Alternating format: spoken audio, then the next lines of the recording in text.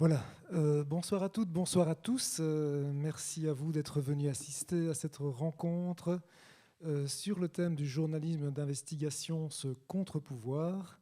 Merci d'être venus malgré les contraintes qui pèsent malheureusement toujours sur l'organisation d'événements comme celui-ci. En tout cas, c'est un grand plaisir de vous accueillir ici. Donc, nous sommes bien en public, enfin. Préciser aussi que nous sommes également diffusés en direct sur Facebook. Je tiens à remercier d'ailleurs mes collègues de la régie de la Cité Miroir et du service communication qui ont permis que la chose se fasse. Merci à eux. Voilà, cette rencontre, en fait, elle se déroule dans un contexte un peu particulier. Vous savez qu'ici, à la Cité Miroir, nous accueillons depuis quelques semaines maintenant deux expositions, une assez connue, World Press Photo, donc ce concours international de photos de journalisme, de photoreporters, dont les meilleurs clichés sont ici exposés pour le plaisir de tous.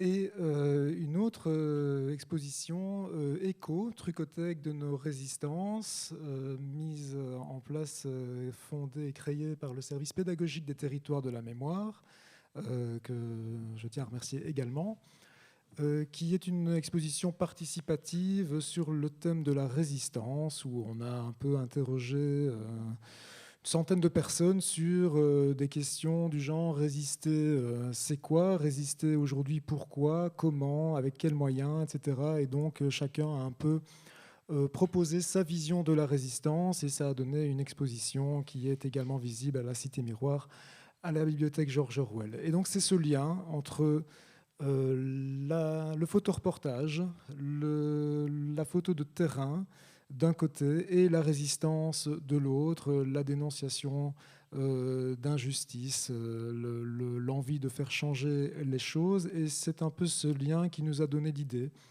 d'organiser ce soir cette rencontre autour du journalisme d'investigation, journalisme d'enquête, ce journalisme qu'on pourrait dire un peu d'origine. On a tous en tête un peu l'image du reporter globetrotter, celui qui parcourt le monde pour nous le raconter, pour nous le montrer, pour nous faire réfléchir également sur ces réalités. Et avec nous ce soir, alors pour en parler, oui, d'abord je tiens aussi à préciser que c'est une rencontre co-organisée avec nos partenaires de l'UPMC, donc l'Union professionnelle des métiers de la communication et la Maison de la presse de Liège. Donc merci à eux qui ont également rendu possible que cette rencontre se fasse ce soir. Merci beaucoup. Donc avec nous pour discuter du journalisme d'investigation, je vais vous les présenter brièvement maintenant dans l'ordre et puis on les présentera un peu plus au fur et à mesure qu'ils prendront la parole. Donc, à mes côtés, tout de suite, Valentin Bianchi, photoreporter liégeois, basé à Liège, qui, voilà, peut-être encore un peu l'archétype du, peut-être pas du globetrotter, mais en tout cas de celui qui, tout d'un coup, décide d'aller sur le terrain pour montrer des choses, d'abord les voir par lui-même, j'imagine, et ensuite les montrer, les raconter, les expliquer. À ses côtés, Joël Matriche, journaliste indépendant, collaborateur au Soir, professeur de journalisme à l'IEX et à la Haute École de Bruxelles, entre autres. Sans doute plus connu pour avoir couvert également récemment des affaires comme les Panama Papers, les Pandora Papers, Football Leaks, si je me souviens bien également, et quelques affaires dont personne n'a jamais entendu parler, comme Publifin, Tecteo, des affaires assez liégeoises finalement, très très locales. Et enfin, tout au bout, Ricardo Gutiérrez, qui est secrétaire général de l'Association des journalistes européens, Fédération pardon, des journalistes européens, donc extrêmement bien placé pour, on va dire, aborder toutes sortes de réalités du métier de journalisme. Alors je vais me tourner vers Valentin Bianchi en premier, étant donné qu'on est dans le cadre d'une rencontre qui se fait sous le contexte d'une exposition de photos. Valentin, vous êtes photographe, photoreporter depuis déjà de nombreuses années. Vous êtes photoreporter indépendant, ça je tiens aussi à le Oui, préciser. Vous couvrez des sujets qu'on peut qualifier de sujets difficiles quand même, des sujets. Vous dites que vous avez peut-être une préférence pour les oublier et on va dire des sujets sensibles qui sont assez difficiles à raconter. Alors, peut-être pour commencer, nous dire votre métier, qu'est-ce que c'est finalement? Qu'est-ce qui vous pousse comme ça à choisir un sujet, à décider de le traiter? Je dis, celui-là, j'y vais, il faut que j'y aille, il faut que j'aille voir. C'est quoi les ressorts, en fait? Alors, il y a plusieurs volets dans cette réponse, mais le premier volet, en tout cas, c'est l'envie de raconter une histoire qui est importante. Okay, ça, c'est vraiment la première chose. Mais qu'elles sont importantes, c'est bien, mais il faut aussi commencer. La première chose, c'est à regarder ce que nos confrères ont fait. Parce que, ok, moi je suis liégeois, mais je travaille au final assez peu en Belgique, maintenant un peu plus. Mais auparavant, l'idée, c'était, il y a des problématiques qui sont intéressantes, et puis on commence à chercher, on commence à se documenter pour voir si notre discours, notre angle d'attaque va être quelque chose de différent. Parce que pour retourner systématiquement, on va prendre Calais ou Grande-Synthe, vu que c'était un petit peu à la base de notre rencontre, clairement, y aller, alors que tant de photojournalistes y sont allés auparavant, il faut avoir quelque chose à raconter. Et donc avoir un angle un peu différent. Ça, je pense que c'est primordial, parce que sinon, on peut partir sur plein de choses, mais on en parlera sans doute plus tard, mais on a une difficulté actuellement d'avoir aussi un écho dans la presse ou dans différents types de médias. Et puis alors parfois, il y a des actualités qui sont, qui arrivent un petit peu à nous. Je vais prendre un exemple en Italie, le dernier tremblement de terre important en Italie. J'étais là-bas en vacances et l'actualité est arrivée. Bon, voilà, moi j'ai décidé de partir à l'épicentre de tremblement de terre. Et puis plus dernièrement, on a eu les inondations en Belgique. Et alors, pour répondre de manière un peu plus globale par rapport à mon métier, bon, il y a deux choses. Cette partie du travail de fond, c'est vraiment ce qui me motive le plus. Maintenant, il y a aussi un travail de commande, où là, on travaille pour des médias traditionnels ou autres. Mais l'idée, c'est de répondre à une commande précise. Alors parfois en binôme avec un journaliste. On va travailler sur... j'ai par exemple travaillé avec Nicolas De Decker pour le magazine Le Vif sur des sujets préélectoraux il y a quelques années. Je réalise aussi beaucoup de portraits pour la presse et des commandes sur des reportages plus ponctuels. Voilà, c'est assez variable. Le travail a beaucoup évolué au fil du temps. L'intérêt de bosser avec des plateformes de diffusion. Donc moi, je suis membre, par exemple, de l'agence Hans Lucas, qui est basée à Paris. L'idée de cette agence, comparativement à d'autres structures, est une agence où on a 100% de gains, en tout cas sur nos ventes. Et puis l'importance d'avoir une plateforme de diffusion qui a une visibilité internationale, c'est de faire connaître son travail. Et donc le photojournaliste qui est basé à Liège, qui a un travail de qualité, peut très bien vendre des images à des structures qui sont hors Europe, largement. Donc ça, c'est vraiment important. Je suis aussi stringer pour AP. Là, c'est un travail plus ponctuel sur des grosses actualités. Les attentats de Bruxelles, les inondations, des choses comme ça. Et puis Associated Press. Associated Press, oui, pardon. Et ça, c'est un autre travail. Voilà, en gros, on est le mythe du photojournaliste, etc., qui voyage, etc. Bon, il y en a encore qui le font, ça c'est clair. Maintenant, on a un problème de financement. Je suis très mauvais dans cet exercice de trouver des fonds. Je sais qu'il y a des fonds comme le journalisme en Belgique qui permettent de financer aussi des projets, mais je suis vraiment pas doué pour ça. Il faut que j'évolue sur ce point. Donc souvent, en fait, moi, c'est mon travail quotidien qui, au fur et à mesure, commence à financer mes travaux au long cours. Parce que ce sont souvent des investissements sur quelques mois, voire plus. Le dernier sujet que j'ai fait à l'étranger avant la pandémie, c'était au Japon. Je suis parti plus d'1 mois sur place. J'ai dû revenir avec la pandémie. Bon, voilà. Ce genre de séjour est assez coûteux, etc. Donc, voilà. Je pense que le mythe du photojournaliste, effectivement, qui part pendant X mois aux frais de certains journaux, il en reste. Mais il y a encore peu de journaux qui... En tout cas, en Belgique, il n'y en a plus qui envoient des photographes plusieurs mois sur un sujet. Si on part de la France, Le Figaro le fait, Le Monde...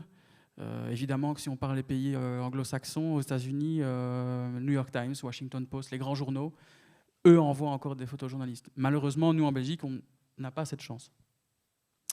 Donc voilà. Vous dites photojournaliste, hein, c'est photoreporter. Oui. Effectivement, il y a une différence entre photographe et photojournaliste, je suppose, si Non. les deux appellations sont. Oui. Il y a une nuance à apporter parce que, en fait, il y a des photographes de presse, d'excellents photographes de presse, qui vont exclusivement travailler en commande, qui sont staff. Donc, ils sont employés pour une rédaction ou une agence et ils travaillent à la mission. L'agence leur dit, bah, écoute, ce matin, voilà ton planning, tu pars sur ça, sur ça, sur ça. Mon travail est complètement différent. Moi, je travaille comme indépendant exclusivement. Et donc, soit je travaille sur des sujets personnels, où là, je développe tout de A à Z, soit j'ai une rédaction qui me contacte et qui me dit, écoute, là, aujourd'hui, tu vas bosser avec un journaliste de la rédaction et tu vas illustrer. Ça, c'est deux choses. Alors, la différence dans l'appellation, photojournaliste, photoreporter, vous allez aux États-Unis, on dit documentary photographer, voilà. L'appellation, au final, on s'en fout un petit peu. C'est surtout la différence, c'est que le photojournaliste, lui, va travailler sur des problématiques plus longues, va travailler souvent avec une vision un peu différente. Je vais prendre un exemple simple. Il y a quelques années, démantèlement de la jungle de Calais. Moi, je suis là avec d'autres confrères qui ont le même profil. Et on se retrouve, en fait, nous, dans la jungle, en fait, au moment où les CRS sont en train d'encercler le camp. Et les photographes de presse, d'agences filaires, AFP, Reuters, Associated Press, eux sont en périphérie, en fait, et shootent avec des longues focales une vue d'ensemble, parce que leur travail est différent. Nous, on était là quelques semaines avant le démantèlement, justement, pour documenter cette transition. Et eux sont là pour illustrer quelque chose de plus ponctuel. Ce que vous diriez sans jugement aucun, qu'il y a peut-être des photoreporters pour le coup de première ligne et d'autres qui sont peut-être de seconde ligne? Non, j'aime pas de faire de distinction comme ça. En fait, ce qu'il y a, c'est que parce que vous avez de très très grands photographes qui bossent pour des agences filaires. Je pense à Jérôme Delay pour Associated Press. C'est grâce à lui que je bosse avec cette agence maintenant. Jérôme a tout couvert depuis l'ex-Yougoslavie, il a tout fait. Et c'est un photographe qui est staff. Donc, j'aime pas de mettre en général des cases comme ça. J'apprécie pas trop parce qu'il y a d'excellents photographes partout. C'est juste que dans mon secteur, on a vraiment un travail de fond à faire. C'est pour moi la grosse nuance, c'est ça. Comment est-ce qu'on choisit un sujet ? Vous allez me dire, c'est peut-être le feeling, mais qu'est-ce qui vous pousse à un moment donné à vous dire ça, il faut que j'y aille ? Alors, quand on sait vraiment, voilà, quand c'est pas une commande, quand c'est vraiment un travail que vous décidez d'impulser vous-même à la base. Je vais prendre un exemple précis. 2018, Japon, j'y suis pour des vacances. Et pendant ces vacances, en fait, je me rends compte que les sans-abri à Tokyo sont peu visibles. Voilà, c'est une problématique dont on parle peu. Puis je commence un petit peu à gratter en rentrant, parce qu'on a, je pense, tous un peu une maladie de vouloir gratter le vernis et de comprendre ce qu'il y a derrière. Et puis je me rends compte qu'au-delà de cette problématique de sans-abri, il y a une problématique liée aux détenus âgés. Et donc je me dis, oula, ça c'est quand même un truc qui est un peu intéressant. Et donc je commence à documenter. En gros, pour un mois de reportage au Japon, c'est plus d'un an de travail de recherche avant, de contact, voilà. Parce que ça ne se fait pas fatalement de manière assez simple. Mais pour répondre à ta question, il faut avant tout que les tripes parlent. En tout cas, pour moi, c'est vraiment ce qui... Il y a plein de problématiques qui m'intéressent, mais je ne me sens pas toujours investi. Et pour revenir à ce que je disais au début, si d'autres confrères ont déjà couvert de manière extrêmement précise et très professionnelle une problématique, je me vois mal, sauf un angle très, très inattendu et intéressant, je me vois mal y retourner et faire un doublon, en fait. Parce qu'encore une fois, il y a cet équilibre investissement et retour sur investissement. Peut-être qu'on aura l'occasion d'en parler tout à l'heure, mais on a énormément de mal à placer des sujets en presse. Des sujets au long cours, c'est extrêmement difficile. Donc voilà, à chaque fois, Après, si je prends le cas des inondations, je suis liégeois et pour avoir un peu roulé ma bosse à l'étranger, c'est des choses qu'on voit à l'étranger ou sur lesquelles on va travailler ailleurs. Puis là, les choses arrivent à nous alors qu'on est sur place. Donc parfois, voilà. On aura sans doute effectivement l'occasion d'aborder la question du placement des sujets qui en soulèvent bien d'autres, et notamment le nombre de médias qui, à mon avis, est plutôt en train de se réduire par rapport à il y a encore 20 ou 30 ans. Je me tourne vers vous, Joël Matriche. Cette image de gratter le vernis, vous qui êtes journaliste d'investigation, d'enquête également, ça vous parle? C'est quelque chose... vous êtes d'accord avec ça? C'est une espèce d'impulsion quand même de vouloir aller fouiller un peu. Est-ce que c'est nécessaire dans ce métier-là d'avoir cette envie de fouiller absolument? Oui, fouiller, ou en tout cas essayer de découvrir les choses qui sont cachées, essayer de comprendre comment les choses marchent vraiment et découvrir. Oui, c'est ça, ce qu'on tente de dissimuler ou de cacher. Moi, j'aime pas trop journaliste d'investigation, mais c'est plutôt le boulot, je pense, de tout journaliste. Et nous, on a la chance, on a un petit service au soir, on ne fait que ça. Mais donc, c'est comme disait Valentin, c'est vraiment gratter et voir ce qu'il y a en dessous. Quand on soulève quelque chose, comment on se rend compte d'un sujet qu'on se dit celui-là il est vraiment intéressant à traiter? Comment est-ce qu'on s'y prend en fait? C'est quoi le travail concret? À partir du moment où on a une idée de sujet, comment est-ce qu'on travaille en tant que journaliste? Parce que pour le photoreporter, on vient d'avoir un petit peu une illustration, mais pour un journaliste de presse écrite, par exemple, ça se passe comment une enquête? Mais ça peut se passer de différentes façons. Donc au soir, je disais, on a une petite cellule enquête. On fait beaucoup de journalisme collaboratif. Ça veut dire que je dirais que la moitié de notre travail, ça consiste à travailler avec d'autres journaux sous la supervision de consortiums comme la ICIG, qui est un consortium américain, Wake, qui est un consortium européen.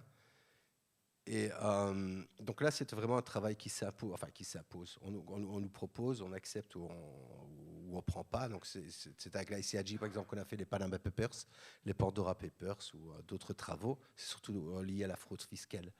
Donc là, comment ça se passe de façon concrète? Ça n'a rien à voir, en tout cas pour nous, avec ce que Valentin disait.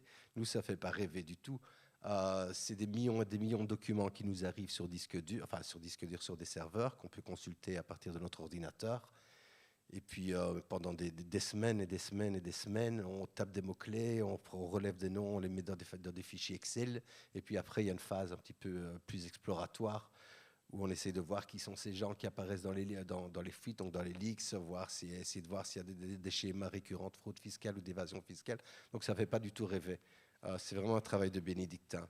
Et puis alors, il y a d'autres travaux toujours qui sont beaucoup plus classiques, où c'est une source ou quelqu'un qui nous parle d'un sujet potentiel ou un truc qu'on voit chez les concurrents, par exemple, dans un autre journal et qui nous semble insuffisamment exploré, où on a l'impression, un petit peu le feeling, comme vous disiez, il y a quelque chose d'autre à découvrir, un chaînon d'explication qui manque. Et voilà, on gratte un petit peu, on se donne 2-3 jours pour voir si ça vaut la peine d'aller plus loin. Puis voilà, le cas échéant, on explore et on peut passer quelques semaines dessus. Donc je dirais qu'il y a un peu tous les cas de figure. Il y a des sujets qui s'imposent à nous, qui viennent vraiment vers nous, et d'autres qu'on va chercher avec les dents parfois. Ouais. Avec les dents, vraiment. Oui, l'envie d'aller vraiment plus loin. On se dit ça va pas assez loin. Il faut aller voir un peu plus en profondeur. Je peux donner un exemple. Là, il y avait les masques Avrox. Enfin, 2 mots peut-être d'explication. C'est des masques qui avaient été achetés par le ministère de la Défense et puis qui avaient été fournis gratuitement à tous les Belges. D'ailleurs, je pense qu'ils ont encore un stock de quelques millions de masques. C'est une société luxembourgeoise qui avait acheté ces masques. Et il y a eu un petit article d'Atlas, chez nos confrères d'Atlas News, pour dire justement que c'était une société au Luxembourg et s'en étonner, Luxembourg étant, en tout cas sur plusieurs aspects, un paradis fiscal. Donc c'était un petit texte et puis on s'est dit ça ne nous satisfaisait pas. On s'est demandé pourquoi Luxembourg, on s'est un petit peu renseigné, on a regardé qui constituait la société, on a vu qu'il y avait un Jordanien, un homme d'affaires, qui était richissime, dont on a trouvé une photo qui posait près de son yacht. il y avait un Français, il y avait un Luxembourgeois. Et puis on s'est dit, il y a quelque chose qui cloche, on a gratté, et puis finalement, il y a des plaintes qui ont été déposées, il y a eu des inculpations, il y a la défense qui s'est constituée partie civile il y a quelques jours. Donc on a senti qu'il y avait une histoire et que ça pouvait aller bien plus loin que ce que, en l'occurrence de la CNews, nos confrères flamands avaient dit. On s'est demandé, l'explication n'était pas complète. Donc voilà, il y a d'autres sujets par contre qui sont plus évidents. C'est intéressant parce que vous parlez beaucoup en nous. La collaboration, c'est important dans le métier parce qu'on a un peu l'image du journaliste indépendant, solitaire, celui qui enquête tout seul. Bon, c'est un peu l'archétype dans les films ou autres. À vous entendre, on est plutôt dans une forme de collaboration, de coopération entre plusieurs personnes, peut-être même entre plusieurs médias, pour arriver à un résultat qui en vaut le coup. Oui, c'est sûr. Quand je dis nous, c'est pas une façon de parler de moi. Je la première personne du pluriel. Bien compris. Je ne suis pas encore là. Oui, il y a vraiment un changement de paradigme par rapport à... Là, j'ai commencé il y a peut-être 20 ans, en tout cas une vingtaine d'années, où il y avait une concurrence vraiment acharnée, enfin, qui restait polie, mais il y a vraiment une grosse concurrence entre les titres. Là, maintenant, il y a de plus en plus de travaux qui se font en collaboration, que ce soit des collaborations informelles. Bon, je travaille souvent, je ne sais pas moi, mon confrère David Leloup du VIF, on travaille régulièrement avec. Je travaille régulièrement avec le Standard, avec NAC, avec le Tate en Flandre, parce qu'on on n'est pas tout à fait sur le même marché, donc c'est une concurrence, mais soft. Et puis alors, il y a une concurrence et une collaboration sans trop de risques, je veux dire.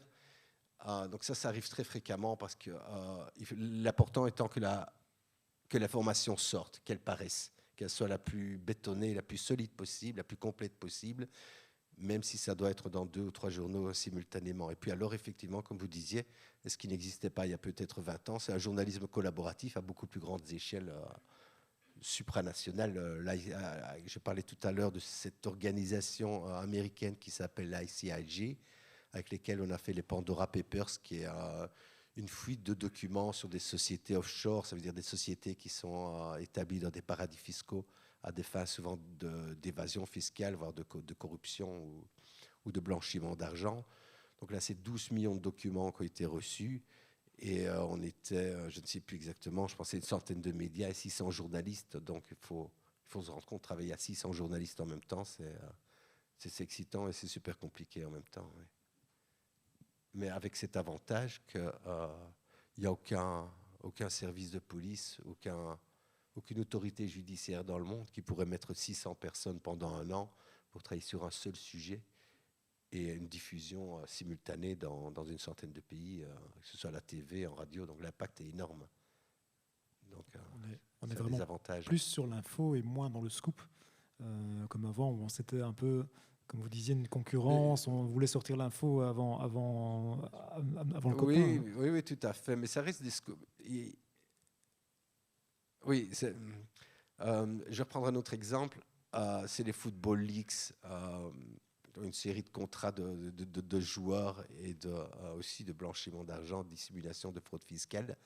Ce sont des documents, là il y en avait beaucoup plus, je pense qu'il y en avait un peu plus de 13 millions, qui ont été reçus par nos confrères du Spiegel en Allemagne. Donc, soit le Spiegel, il a je ne sais pas combien de disques durs sous les yeux, soit il se dit, qu'est-ce que je fais ? Je fouille là-dedans et j'en ai pour 150 ans. Ou je vais peut-être trouver le contrat de Ronaldo, le contrat de Messi, et je vais sortir ça, et ce sera un scoop du Spiegel, effectivement. Eux, ce qu'ils ont choisi de faire, c'est de partager avec une dizaine de rédactions ces millions de documents, une dizaine de rédactions européennes, dont le Soir. Donc, on a travaillé là-dessus 6 mois. Mais en contrepartie, au lieu de faire 3 sujets, on en a peut-être fait 30, puisqu'on était beaucoup de plus, on était une 60aine, je pense. Et au lieu ce n'était plus un scoop, effectivement, du Spiegel, c'était un scoop international qui a été repris dans la presse du monde entier. Mais le Spiegel était cité aussi dans le Soir, je pense qu'ils s'en foutent peut-être un peu, mais ils étaient cités aussi dans Le Monde, ils étaient cités dans le Guardian, dans le New York Times. Et donc voilà, et ça reste de toute façon chaque fois un scoop à l'échelle nationale, parce qu'évidemment, ces réseaux, que ce soit la ICIG par exemple, collaborent avec des journaux et des médias, mais qui ne se font pas concurrence sur le même marché. Ils ne vont pas travailler avec La Libre et Le Soir, par exemple, à Belgique, ou avec Le Monde et Mediapart en France. Donc ils vont chaque fois choisir un journal qu'ils estiment, un des leaders, voilà, pas le leader, mais un des leaders dans le pays. Donc ça reste chaque fois au moins un scoop national. Merci. Donc oui, on voit bien la collaboration même internationale, hein, apparemment. Alors justement, l'international, Ricardo Gutiérrez, c'est un peu votre champ, on va dire, en tant que secrétaire général de la Fédération des journalistes européens. Quel regard vous portez, justement? Vous êtes quand même relativement très bien placé, même comme observateur des réalités de travail des journalistes, même au niveau mondial, international, en tout cas européen au minimum. Quel regard vous portez en tant que secrétaire général de cette fédération sur le journalisme d'investigation, d'enquête? Par rapport au journalisme, mettons, en général, c'est quelle part et c'est quelle réalité? Alors d'abord, comme Joël l'a dit, moi j'ai tendance à ne pas distinguer le journaliste de base, on va dire, du journaliste d'investigation. Le journaliste d'investigation est simplement un journaliste qui a un peu plus de temps et de moyens que le journaliste de base pour faire son métier. Mais ils font le même métier. Ce métier consiste à montrer au public ce que ceux qui détiennent une parcelle de pouvoir cherchent à cacher.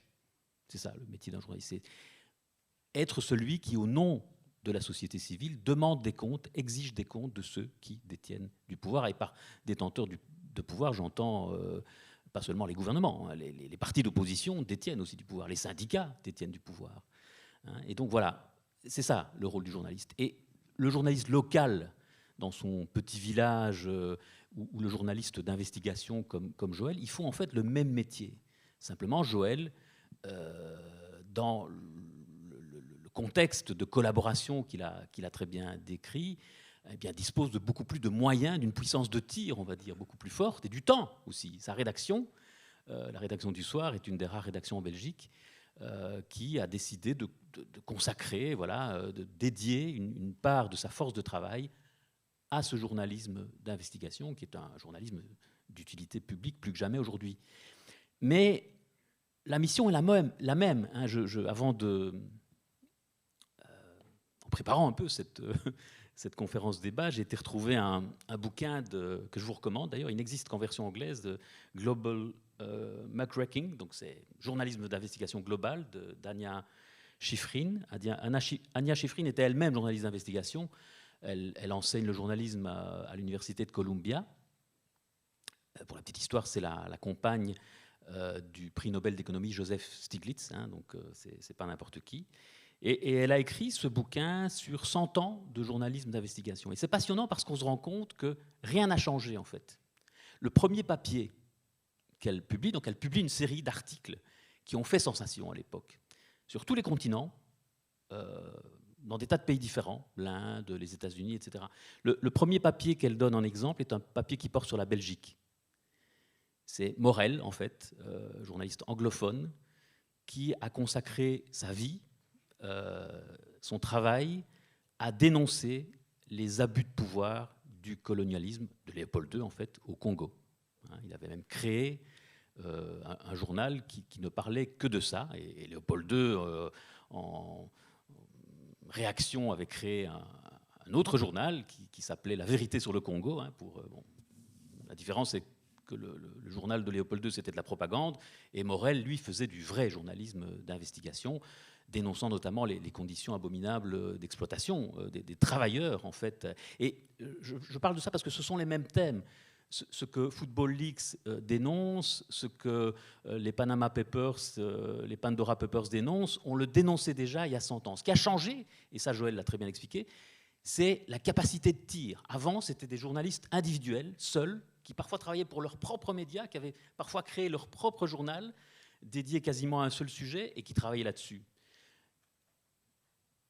Très intéressant aussi dans ce bouquin, c'est Anya Schifrin explique, mais quand est né le journalisme d'investigation et pourquoi? D'où a-t-il surgi? Tout journaliste, je le disais tout à l'heure, hein, cherche à révéler au public ce que ceux qui détiennent le pouvoir ou une parcelle de pouvoir cherchent à cacher. Mais quand même, il y a eu un essor d'un journalisme d'investigation prononcé, il y a 100 ans aux États-Unis. Et ça correspond en fait à l'époque où les journaux sont devenus indépendants des annonceurs. Et ça indique bien en quoi ce journalisme est un journalisme d'intérêt public. C'est quand le public est devenu finalement le maître du financement des journaux aux États-Unis, quand les journaux ne dépendaient plus des annonceurs, mais dépendaient de plus en plus, avec la démocratisation, le fait que voilà, les classes populaires pouvaient se permettre d'acheter un journal tous les jours, etc., les journaux ont été financés de plus en plus par les citoyens et plus par des entreprises qui faisaient de la publicité dans ces journaux. Et c'est quand ces journaux sont devenus financés par les citoyens qu'ils ont été encore plus au service du citoyen en dénonçant ces scandales. Donc c'est assez frappant de voir que l'origine du journalisme d'investigation, en fait, il est lié à un élan citoyen, en fait. C'est quand les citoyens deviennent maîtres des médias, finalement, par leur pouvoir d'achat, que ces médias se mettent à les servir en développant ce journalisme d'investigation. Malheureusement, ce que j'ai moi analysé ces dernières années, c'est qu'il y a eu un déclin à cause de la crise du financement des médias. Beaucoup de médias ont perdu cette capacité à servir le citoyen par des informations exclusives qui dérangeaient, qui servaient l'intérêt public. Et heureusement, on a trouvé un moyen de compenser en fait cette perte de moyens financiers au sein de chaque média en créant ces grandes collaborations. Donc moi je vois, puisque votre question portait là-dessus, comment je vois ça, je pousse un ouf de soulagement quand je vois ces grandes enquêtes, ces grandes collaborations qui permettent à des médias de rejouer, de rendre aux journalistes en fait la capacité d'accomplir pleinement leur mission, ce qu'ils avaient un peu perdu par faute de moyens, par faute de temps, par faute de... Vous savez, moi j'ai travaillé au soir pendant 23 ans. Au début de ma carrière, je publiais un papier par jour. À la fin, j'en publiais 3 par jour. Est-ce que vous pensez qu'en publiant 3 papiers par jour, on peut faire la même qualité de travail que quand on n'en publie qu'un? Non, évidemment non. Quand je suis entré au soir, on était 152 journalistes salariés. Je pense qu'on est... Au soir, ils sont une centaine aujourd'hui. À 100, ils ne peuvent plus faire le travail de la même manière qu'on faisait quand on était 152. Heureusement, on a trouvé d'autres moyens de continuer à faire le boulot et même de le faire mieux qu'avant par ces grandes collaborations. Donc moi, je suis très, très satisfait de voir ces collaborations parce qu'en même temps, à la place d'où je suis, je vois les difficultés croissantes et de plus en plus... c'est de plus en plus compliqué, en fait, d'être journaliste aujourd'hui. On est de plus en plus contesté par une partie de la société civile, parfois à juste titre. Mais on est aussi mis dans des situations de plus en plus difficiles par toute une série. Donc, Valentin, tu parlais de Calais. Il y a quelques jours, j'ai été contacté par Sarah Frère, qui est une jeune journaliste qui travaille pour Imagine, hein, donc, qui était à Calais et qui, en fait, tous les 48 heures, donc, la police et les gendarmes français font des opérations de démantèlement des camps. Donc, toutes les 48 heures. Et elle était dans le camp quand c'est arrivé. Et on a très vite vu que ce n'était pas évidemment une migrante, une réfugiée. Et donc on l'a interpellée. On lui a dit, vous êtes journaliste? Ah oui, écoutez, vous ne pouvez pas être là. Il y a des règlements, des décrets préfectoraux, etc., qui interdisent aux journalistes d'être présents sur le site. Et on l'a amenée derrière une barrière, avec 2 policiers devant elle. Et donc elle pouvait suivre le démantèlement du camp, mais à 150 mètres. Et elle disait... Elle m'a dit, quand elle m'a contacté, évidemment que je ne pouvais pas faire mon métier à 150 mètres. Je voyais des choses de loin, je voyais les policiers emmener du matériel vers une benne, sans doute pour jeter, hein, toute une série de choses, d'objets saisis aux réfugiés, mais je ne savais pas ce que c'était. De 150 mètres, je ne peux pas voir ce que c'est, je ne peux pas faire mon métier. Donc, juste pour vous illustrer à quel point c'est devenu compliqué, sans parler de l'accumulation, parfois, de plaintes judiciaires, on assiste vraiment à un mécanisme de harcèlement judiciaire des journalistes d'investigation. Hein. Je rappelle que David Leloup, autre journaliste liégeois, sur l'affaire Netis, il s'est retrouvé avec 7 procédures sur le dos. Des procédures disciplinaires, hein, de déontologie, parfois, hein, deux d'entre elles, mais des procédures au civil et au pénal aussi. Et évidemment, le but de ces procédures, c'est pas de gagner en justice contre lui, c'est juste de l'empêcher de faire son travail. C'est le temps qu'il passe à se défendre au civil, au pénal ou devant le conseil de déontologie, c'est du temps en moins pour enquêter sur les scandales sur lesquels il enquête. Et là, par exemple, ma fédération travaille avec la Commission européenne pour faire en sorte qu'on adopte une directive anti-SLAPP. Ces procédures abusives sont désignées par l'acronyme SLAPP en anglais, et on espère bien dans l'année à venir faire en sorte qu'il y ait une directive européenne qui permette de poursuivre les gens qui abusent en fait de la justice, pas pour obtenir justice, mais pour empêcher des journalistes de faire leur travail. Oui, slap d'ailleurs qui signifie claque aussi en anglais, donc c'est assez bien trouvé. Valentin, tu voulais intervenir ? Moi, je voulais rebondir sur cette histoire justement à Calais avec Sarah Frère. J'ai des confrères français, Michael Bunel, Louis Witter, surtout Louis, qui s'est basé à Calais depuis quelques mois et qui, lui, continue à documenter sur le long terme cette problématique migratoire. Il y a quelques semaines, en fait, Louis a pris des photos dans un camp qui était démantelé par des CRS et du personnel, non identifié parce qu'en combinaison complète avec masque, etc., tailladait les tentes. Suite aux photos qui ont été publiées dans différents journaux français, M. Darmanin a pris la parole et a dit que la police française ne pratiquait pas ce genre de choses. Or, les photos montraient complètement le contraire, à tel point que Louis a subi des pressions. Michael Bunel, qui est allé le rejoindre il y a quelques semaines pour bosser sur cette même problématique, a rencontré aussi des intimidations. Et on doit ruser, en fait, maintenant. On doit vraiment ruser. Donc l'idée, c'est de se faire encercler, d'être au milieu du camp. Et quand je vous expliquais le démantèlement, c'était déjà le même constat. Pourquoi ? Parce qu'une fois qu'on est identifié comme journaliste, et nous avons des cartes de presse qui le prouvent, clairement, on ne peut pas faire notre boulot. Et donc, il y a des intimidations. Alors, Ricardo parlait de la difficulté de travailler. Il y a des intimidations, mais alors, parfois, c'est des intimidations qui proviennent des autorités directement. Et puis, on a vu l'émergence, via les réseaux sociaux et des mouvements comme les Gilets jaunes, d'une grande peur du journalisme, en fait, et avec des idées que le journaliste est à la solde de l'État, et blabla, et blabla. Ce qui crée des moments de tension particulièrement compliqués. Les manifestations des Gilets jaunes ont été compliquées à couvrir, parce qu'une fois qu'on était identifié comme presse, alors on n'est pas tombé dans des travers comme on l'a pu le voir à Paris, où là, les forces de l'ordre, que vous soyez identifiés, parce que j'avais des confrères qui partaient comme sur une zone de conflit avec gilet pare-balles et casque. Robocop. Voilà.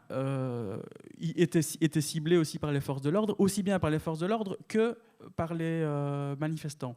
Donc clairement, il y a quelque chose qui évolue dans notre profession, c'est cette difficulté à faire notre boulot avec une transparence, en fait. Donc quand on montre des choses qui dérangent, à différents niveaux, par différents acteurs, on a des intimidations et on tente d'empêcher le boulot. Donc voilà, je voulais revenir par rapport à ça, par rapport à Calais surtout. Oui, et d'ailleurs, on en discutait d'ailleurs tout à l'heure, Ricardo, vous parliez du risque. Le risque existe toujours, évidemment, pour les journalistes en général, mais sans doute aussi pour les journalistes de terrain, d'investigation en particulier. Oui, sur le terrain, pour rebondir sur ce que Valentin vient de dire, en France, en 2020, on a enregistré 200 cas de journalistes qui ont été tabassés, soit, comme tu le disais, par les policiers, soit par les manifestants. Donc, c'est un record absolu. En France, on n'avait jamais vu une telle vague de violence à l'égard des journalistes. Cette année, il y a eu, en Europe, 6 journalistes assassinés. 2 d'entre eux étaient des journalistes d'investigation. Karaïvas en Grèce et Peter de Vries aux Pays-Bas. Donc, un tiers des journalistes assassinés en Europe sont des journalistes d'investigation, alors que les journalistes d'investigation ne représentent peut-être que 1 ou 0,5% de la population globale des 600 000 journalistes qui travaillent en Europe. Donc voilà, ça montre que d'abord cette profession est ciblée, est visée, et qu'au sein de cette profession, les journalistes d'investigation sont plus visés encore que d'autres. Je rappelle le cas de Daphne Caruana Galizia à Malte, donc, tué dans un attentat à la bombe. On a placé une bombe dans sa voiture et en partant de chez elle le matin, voilà, on a fait sauter sa voiture. On est dans l'Union européenne, là. Jan Kuciak, Union européenne aussi, des tueurs qui arrivent et qui, le matin, assassinent Kuciak et sa fiancée qui était encore alitée. Avant même qu'il se lève. Et donc voilà, je parle de choses qui arrivent pour le moment en Europe. Hein.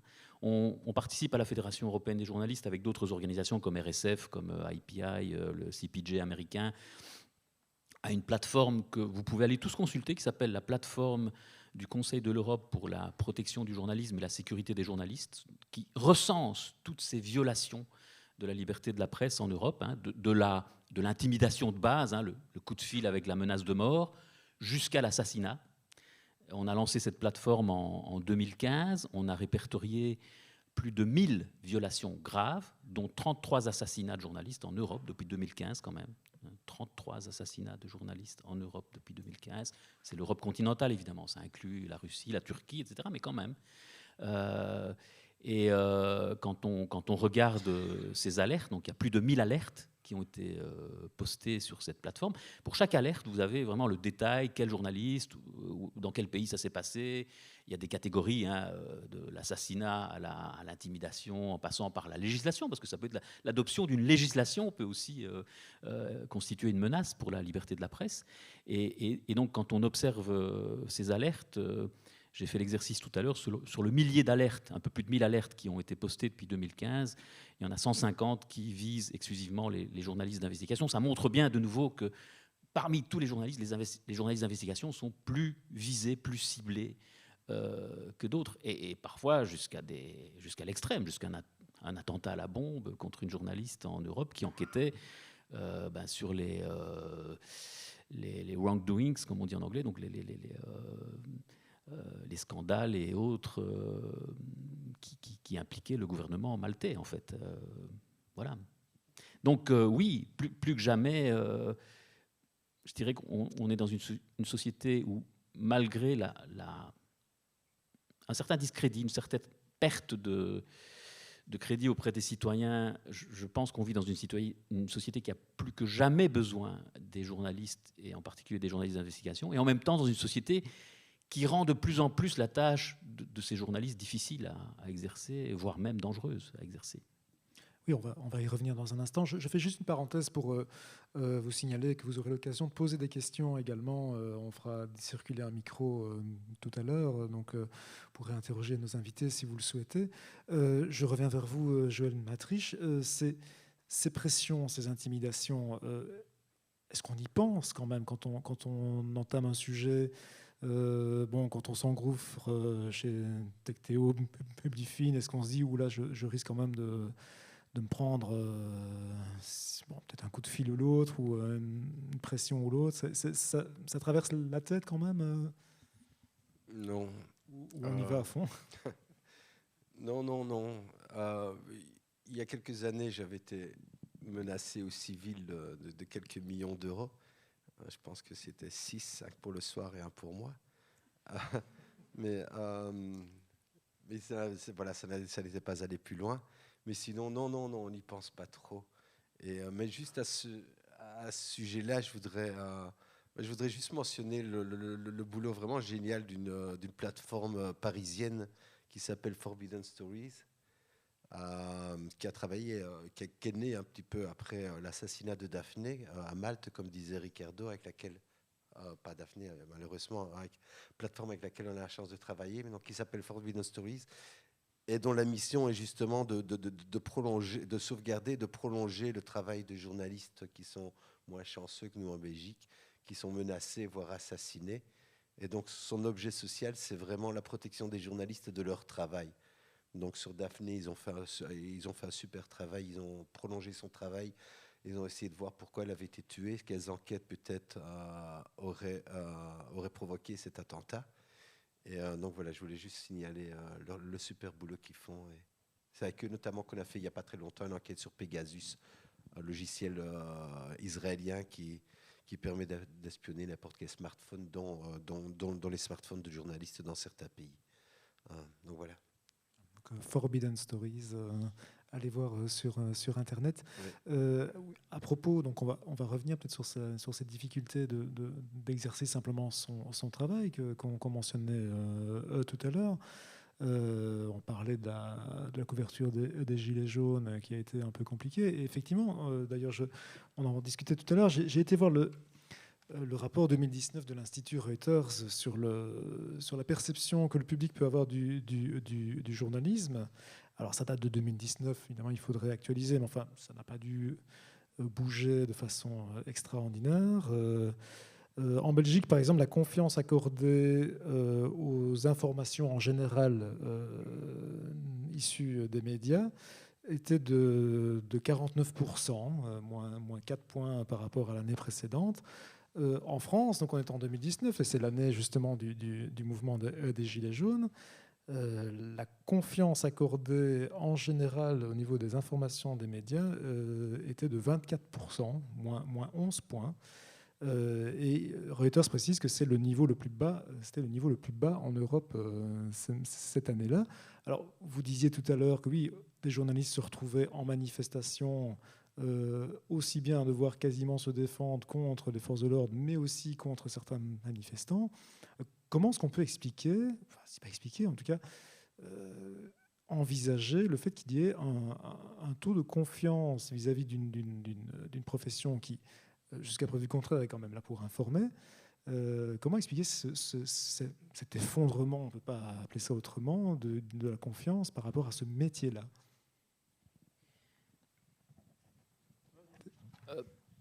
C'est paradoxal parce que, comme je le disais tout à l'heure, ce qui fonde la mission du journalisme, son engagement, c'est l'intérêt public. Moi, j'ai travaillé pendant 23 ans pour Le Soir. Je n'ai jamais eu le sentiment de travailler pour Bernard Marchand, administrateur délégué du groupe Rossel. Je travaillais pour les lecteurs du Soir, pour la société belge à travers ces lecteurs. Donc, on est dans un métier qui est fondamentalement ancré dans le... Et même quand on travaille pour un média privé, hein, donc il y a cette notion d'intérêt public. Le Soir est un journal qui appartient à un groupe privé, mais les journalistes du Soir travaillent dans l'intérêt public, de même que ceux de la RTB ou de la BBC, peu importe. Et donc c'est paradoxal que, alors qu'on a quand même ce dévouement, et que je le disais tout à l'heure, c'est difficile, c'est compliqué, ça l'est de plus en plus, et malgré ça, il y a un discrédit, une perte de confiance.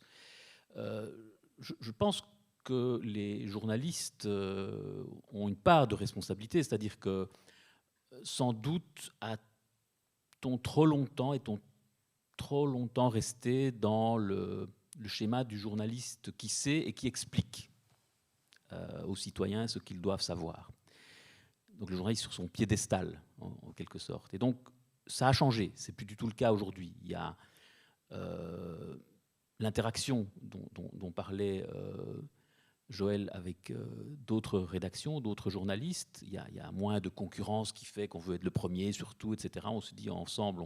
Et cette interaction, elle existe aussi avec les lecteurs, les citoyens, finalement. Hein. Donc, je pense que les nouvelles générations de journalistes sont plus à l'écoute des citoyens et se considèrent moins comme ceux qui savent.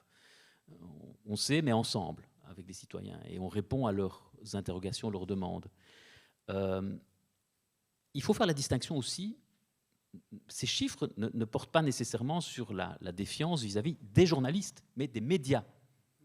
Moi, ma fédération, elle représente 300 000 journalistes en Europe, mais je ne représente pas les médias, moi. Je représente les travailleurs des médias. Ce serait très différent. Et les chiffres de la France, quand je vois le contexte médiatique français, pas celui des journalistes, mais le paysage médiatique français, ça ne m'étonne pas. Il y a une telle concentration qui devient vraiment inquiétante. Hein. Il y a des rapports de la Commission européenne qui s'inquiètent de l'énorme concentration des médias dans la main de quelques magnats. On a tendance à moquer les oligarques russes. On ferait bien de vérifier ce qu'il en est en termes d'oligarques français. Je parle de Bolloré, par exemple, qui n'arrête pas de racheter des médias et qui a une attitude interne, certains des anciens journalistes qui ont été virés par lui, d'ailleurs, parlent de sa gestion par la terreur. Il gérait déjà par la terreur son groupe économique, mais maintenant il gère par la terreur ses rédactions. Et c'est inquiétant. Et donc je comprends ces chiffres. Donc je pense que ces chiffres traduisent plutôt une méfiance vis-à-vis des médias que du journaliste en tant que figure individuelle au service des...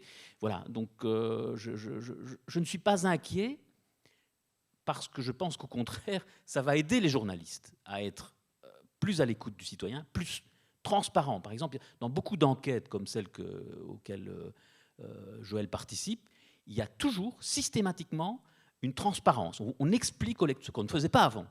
Avant, le journaliste enquêtait, publiait le résultat de son enquête et lecteur, débrouille-toi avec ça. Maintenant, systématiquement, dans ces grandes enquêtes, on explique comment on a fonctionné. On explique avec qui on a travaillé, sur base de quels documents, comment on les a confrontés aux interlocuteurs qu'on a mis en cause. Donc il y a beaucoup plus de transparence, en fait, dans la manière dont on travaille. Et moi, je trouve ça très positif, quoi. Donc voilà, je ne suis pas totalement inquiet parce que je vois les pratiques évoluer. J'ai la chance d'enseigner aussi à l'ULB et je vois que les jeunes journalistes sont dans cette dynamique-là. Mais je comprends que, vu le paysage médiatique de certains pays, les gens se posent des questions et s'interrogent et ils ont raison de le faire. Et je pense que beaucoup de journalistes sont malheureux et quittent aussi le métier. On a vu beaucoup d'études sociologiques sur les abandons de profession. Il y a une étude récente en France qui a été publiée il y a 2-3 semaines d'un sociologue français qui montre que la durée de vie moyenne d'une carrière donc, journalistique en France, c'est 12 ou 15 ans. C'est très peu. Donc on entre à 25 ans et à 40 ans, on quitte le métier. C'est significatif, c'est symptomatique de quelque chose. Donc voilà, des chiffres qui peuvent paraître inquiétants, mais qui, moi, du point de vue de la profession en tout cas, des travailleurs des médias, je pense que ça peut nous aider à mieux fonctionner. Ça peut être un signal d'alarme important.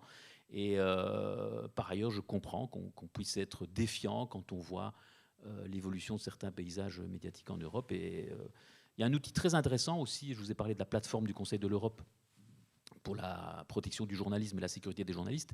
Un autre outil important s'appelle le Media Pluralism Monitor, qui est en fait un outil de monitoring, donc de surveillance, on va dire, de l'état du pluralisme des médias dans chaque État européen. Et donc, ce sont des scientifiques, donc ce sont des critères objectifs qui permettent à des scientifiques d'établir des rapports annuels. Ça existe depuis 4-5 ans. Alors, on en parle très peu dans les médias, je le regrette. Nous, sur le site de la Fédération européenne des journalistes, on donne toujours beaucoup de publicité à ça parce que ça va dans notre sens, en tout cas dans le sens de nos inquiétudes.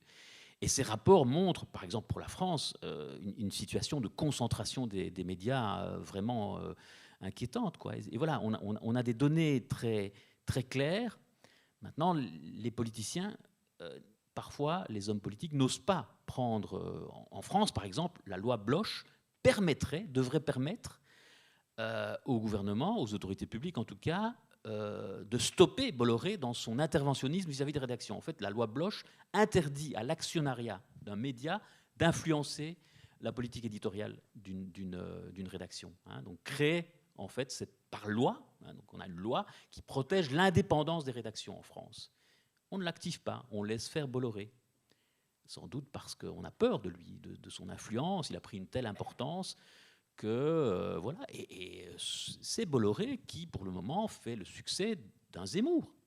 Ce sont les médias de Bolloré qui, j'ai vu des chiffres affolants sur le nombre d'heures de diffusion télévisée de Zemmour par rapport aux autres candidats, c'est invraisemblable.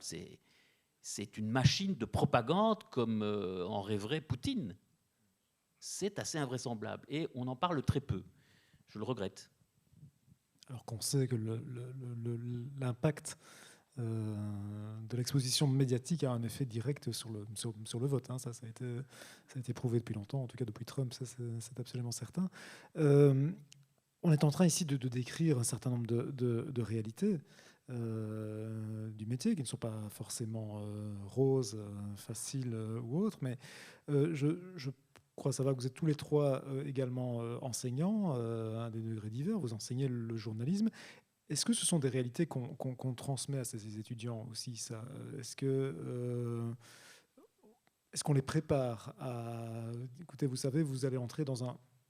Si vous exercez ce métier, vous allez entrer dans un monde professionnel qui a ses difficultés. Est-ce que ça se transmet? Je ne sais pas qui veut répondre en premier.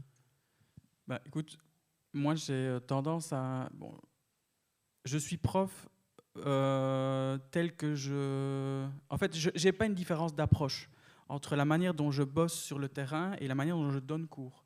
Donc j'ai quelques étudiants dans la salle, ils savent que je n'ai pas une langue de bois et que je ne vais pas dépeindre un job qui est... Pour moi, c'est le plus beau job du monde, il n'y a pas de souci. C'est même pas un job, c'est une façon de vivre, parce que voilà, ça te prend et puis après ça t'embarque, c'est fini. Mais j'ai pas de langue de bois dans le sens où je vais leur expliquer exactement comment ça se passe. Je vais ni enjoliver l'histoire, ni à l'opposé être hyper pessimiste, quoi, tu vois. Donc, moi, je pense que c'est super important de transmettre une image réelle, actualisée de ce qu'on vit. Si on commence à déformer cette réalité qu'on rencontre au quotidien, je pense que ça devient problématique, parce qu'alors on va former des personnes qui ne sont pas confrontées, enfin, qui ne seront pas prêtes à affronter ce genre de problématique. Et à mes yeux, je pense que c'est essentiel d'être assez transparent par rapport à ça. Joël, peut-être? Oui, non, je voulais juste peut-être ajouter, enfin, ou préciser. C'est vrai que si j'aimerais, par rapport à l'époque là où moi j'étais aux études, j'ai l'impression que les écoles font beaucoup plus intervenir beaucoup plus régulièrement des professionnels, des gens, des praticiens du journalisme avec qui les étudiants peuvent converser, enfin, auxquels ils peuvent poser les questions. Enfin, j'avais cet après-midi une petite intervention avec un collègue à l'ULG. Et donc, on voit bien qu'après l'exposé, enfin, les étudiants sont friands d'explications. Ils nous demandent d'être pragmatiques, d'expliquer comment on pratique le métier, est-ce que c'est dur, même comment on se lance, s'il faut se lancer comme indépendant, des choses très concrètes, comment on paye ses lois sociales, etc. Et puis, beaucoup de questions sur la déontologie, aussi. Et donc voilà, moi j'ai l'impression que les écoles font intervenir beaucoup plus de praticiens qu'auparavant, et c'est très chouette pour les étudiants de se frotter comme ça des cas concrets, d'avoir des réponses très, très pragmatiques. Je ne sais pas si Ricardo voulait intervenir. Je vais vous donner un scoop. Quand j'étais petit, je voulais devenir prêtre. C'est rare, hein, il n'y en a pas beaucoup qui... En fait, cette mission d'enseignant, je la conçois un peu comme ça. Je transmets, je crois fondamentalement dans les vertus du journalisme. Et ce qui m'anime quand je rencontre mes étudiants, quand je travaille avec eux, parce que ce sont des cours, comme mes collègues ici, hein, c'est des cours pratiques. Hein, on ne donne pas des cours ex cathedra, hein, on les fait travailler sur des sujets, on les fait pratiquer les divers genres du journalisme, etc. Et ce qui me motive, ce qui m'anime, c'est vraiment transmettre cette flamme, en fait. Je pense qu'on a, tu disais, c'est pas un métier, c'est une vie. Un sacerdoce. Parfois, oui, exact. Et c'est pour ça que j'ai pensé à cette image du prêtre. Je me dis, finalement, en fait, je n'ai peut-être pas raté ma vocation, j'ai peut-être juste un peu bifurqué. Mais donc, oui, ça, c'est super important, l'idée de transmettre une flamme, parce qu'on croit en quelque chose d'important. Enfin, nous, on estime que c'est important, et on a envie de transmettre. Donc, il y a de la transmission, il y a de la passion. Et moi, je suis super heureux quand je vois... Sarah Frère, ça a été une de mes étudiantes. Et je savais, quand je voyais ses travaux d'étudiant, qu'elle serait journaliste. Parce qu'on voit tout de suite aussi. On repère ceux qui ont cette flamme, ce feu sacré. Et déjà, à leurs travaux d'étudiant, Sarah, je savais qu'elle allait être journaliste, quoi. Parce que malheureusement, évidemment, c'est un métier où les places sont chères, et donc beaucoup de nos étudiants ne trouvent pas de métier, ne trouvent pas de boulot dans la profession. Et il y a des tas de boulots annexes dans le secteur, hein, qui sont tout à fait honorables, dans la communication, etc. Et c'est très bien qu'il y ait des gens formés au journalisme qui se trouvent dans ces domaines-là, mais très peu, finalement, trouvent leur voie dans le journalisme pur, on va dire. Hein. Et voilà, elle, je savais qu'elle le deviendrait, quoi. Et c'est très... gratifiant après de se dire ah ben voilà, je m'étais pas trompé. Il y en a d'autres, Maria Udrescu qui travaille pour la Libre aussi, c'est une étudiante que j'avais tout de suite voilà, identifiée comme quelqu'un qui portait déjà cette flamme, quoi. Et notre job à nous, je crois que c'est juste voilà, l'animer, la raviver, faire en sorte qu'elle soit et transmettre. Un peu comme Forbidden Stories, comme tu le disais, Joël, poursuit le travail de la journaliste assassinée. Hein, ça, c'est un très beau message, effectivement. Hein. Vous pouvez tuer un journaliste, d'autres journalistes reprendront le travail. Vous ne tuerez pas l'enquête, en fait. Vous n'empêcherez pas les journalistes d'enquêter. Même si vous allez jusqu'à l'acte extrême, qui est de liquider un journaliste, finalement, ça ne vous avance à rien parce que d'autres reprendront le flambeau, quoi. Voilà, donc cette image de flamme, de flambeau, de feu sacré, moi, c'est ce qui m'anime. Et pour rebondir aussi à ce que Joël disait, pardon, clairement, moi, je refuse en fait un volume horaire trop important parce que je veux rester photojournaliste indépendant et je veux continuer cette profession. J'adore transmettre, j'adore donner cours, mais je ne veux pas devenir exclusivement prof. En tout cas, je ne me vois pas faire ça maintenant full-time. Et effectivement, à chaque fois, j'ai été approché avec le même discours. On a besoin de quelqu'un qui est sur le terrain et qui peut transmettre une expérience de terrain aux étudiants. Et à chaque fois, ça a été la même approche. Donc, toujours ce lien au terrain, donc vraiment irrépressible. Alors j'aurai encore des dizaines de questions à vous poser, mais je vois qu'on a déjà dépassé 21h, donc je vous propose peut-être de laisser la parole à la salle. Voilà. Est-ce que vous voulez réagir à ce qui a été dit, poser une question, contester, voir un point ou l'autre, hein, c'est aussi tout à fait accepté, c'est normal, c'est du journalisme, hein, donc on est là aussi pour lancer un débat. Voilà.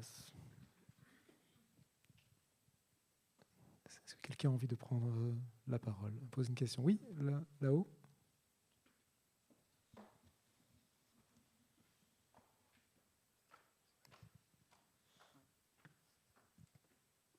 Bonjour, merci pour toutes ces informations. Peut-être juste baisser le masque pour qu'on vous entende bien. Merci beaucoup, bonjour. Bonjour. J'avais une question.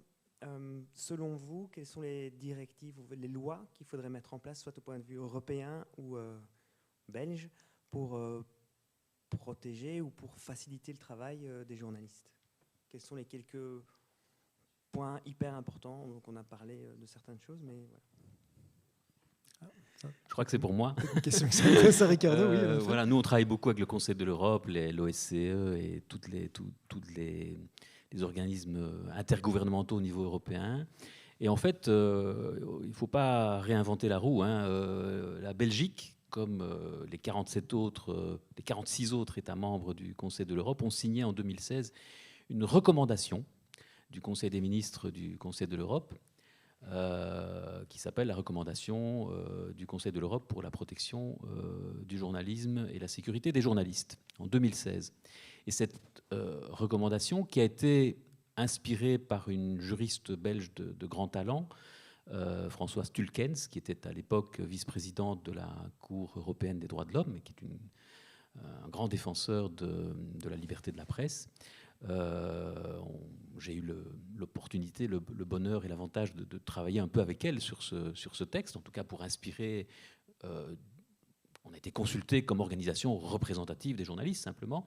Et donc cette recommandation reprend une quarantaine de mesures tout à fait précises, hein, comme par exemple l'instauration d'un monitoring au niveau national, donc qui est un instrument indépendant, comme celui qui existe au niveau de la plateforme du Conseil de l'Europe, qui mesure les violations de la liberté de la presse.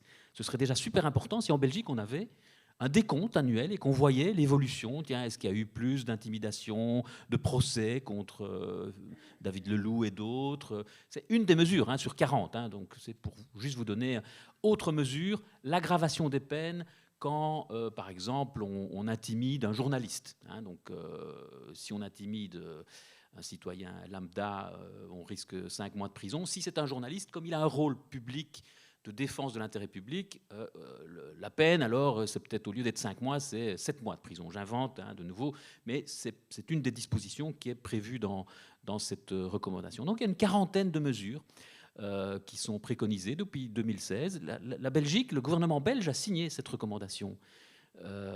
Pour le moment, la Belgique a mis en œuvre 0 de ces 40 recommandations. À l'échelle européenne, la Suède a mis en œuvre, il y a quelques années, vous rappellerez qu'il y avait eu des polémiques autour de la publication des caricatures de Mahomet, etc., au Danemark, mais aussi avec des répercussions dans plusieurs pays nordiques. Et la Suède a mis en place un grand plan national de défense de la liberté d'expression. Très bon exemple. Voilà, la Belgique pourrait s'en inspirer. L'Italie a pris des mesures très spécifiques de défense parce qu'il y a un problème particulier de menaces sur les journalistes par la mafia. Et donc l'Italie a une très très bonne politique de protection rapprochée alors des journalistes d'investigation, des journalistes menacés par la mafia. Les Pays-Bas ont aussi mis en œuvre certaines de ces recommandations en créant par exemple une application en ligne qui permet à un journaliste qui est en difficulté sur le terrain d'alerter immédiatement les autorités judiciaires, la police et l'Association nationale des journalistes hollandais, la NVJ. Donc c'est une app, c'est un outil très pratique. Voilà, c'était une des recommandations aussi qui avait été faite pas seulement qui a été faite en 2016, une recommandation qui a été signée par tous les États. Il y a juste la Russie, pour vous expliquer, qui a refusé de signer cette recommandation. Et tous les autres États ont signé, et à part les Pays-Bas, la Suède et l'Italie, pratiquement personne n'a mis en œuvre ces mesures. Donc les mesures, elles existent, la profession les défend. On répète chaque année au gouvernement, mais qu'attendez-vous pour mettre en œuvre cette recommandation? Qu'attendez-vous pour... Un autre exemple, il y a 2 ans, on est pratiquement hors délai en Belgique, il y a 2 ans, directive européenne sur la protection des lanceurs d'alerte. Le texte n'en est nulle part en Belgique. Nulle part, on ne sait pas. En décembre, je crois qu'on arrive à la deadline. Vous savez que les États membres ont 2 ans pour mettre en œuvre une directive. Quand elle a été adoptée au niveau du Parlement européen, voilà, les États ont 2 ans pour la mettre en œuvre. On arrive au terme des 2 ans. Je ne sais absolument pas où en est ce texte. Et la Belgique risque peut-être de se prendre une amende ou autre pour dépassement du délai.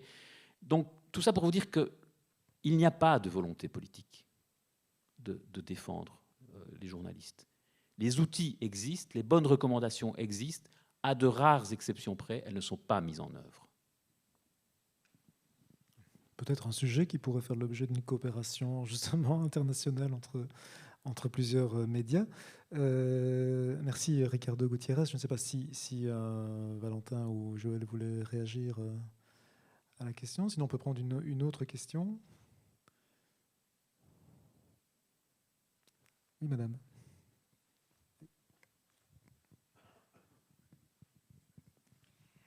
Merci beaucoup. Bonsoir. Le citoyen, je fais référence à vos différents commentaires concernant les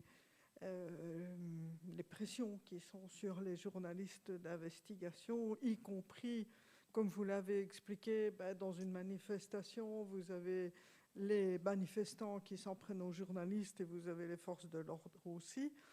Moi, je me suis retrouvée et ce qui est très dommage là, c'est qu'il y avait des journalistes, moi sincèrement je ne les ai pas vus, mais comme on était en train de brûler l'autoroute de l'autre côté, je me dis qu'ils étaient probablement là-bas. Et moi je me suis retrouvée dans une file qui descendait d'Ons vers le centre de la ville. Et on n'avançait pas du tout, puisque tout était bloqué. Et devant moi, j'avais une dame qui est sortie de sa voiture, qui était en larmes et complètement paniquée, simplement parce qu'elle avait un petit bébé dans la voiture. Elle devait l'allaiter. Et je ne sais pas si vous savez, mais c'est quand même très problématique quand un bébé est en train d'hurler et que vous devez l'allaiter. Et aucun moyen pour elle de pouvoir se mettre quelque part. Et je suis allée négocier, on était à hauteur du CHC, de l'entrée du CHC, Et je suis allée négocier avec les camionneurs qui barraient l'accès au chantier là-bas pour qu'ils s'écartent un petit peu, qu'on cale la voiture et qu'elle puisse allaiter son bébé en toute tranquillité. Ça s'est passé comme sur des rails. Aucun problème. Rien. Pas de dispute, pas de cris, rien du tout. Il y a une policière qui est arrivée, elle a demandé ce qui se passait, etc. On lui a dit, ça va, écoutez, on gère, il n'y a pas de souci. Donc tout s'est passé, vous parliez de collaboration tantôt, c'est passé vraiment comme une lettre à la poste. Et puis finalement, on a retrouvé un tout petit article dans un journal disant qu'il y avait eu échauffourée à l'entrée du chantier du CHC, etc. Pas de référence à la maman qui était en déperdition. Ce qui fait que parfois, quand vous dites les gens, ils se retournent parfois contre les journalistes parce qu'ils ont l'impression, nous, citoyens, on a l'impression que ce qui s'est passé, même si on l'a vécu, ça a été tellement transformé que finalement, ça ne ressemble pas du tout à la réalité. Ça, le citoyen lambda, il le voit.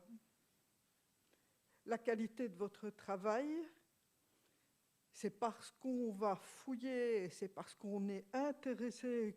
Moi, je me souviens, par exemple, dans l'affaire du trou, que j'ai continué à creuser pour savoir ce qui s'était passé.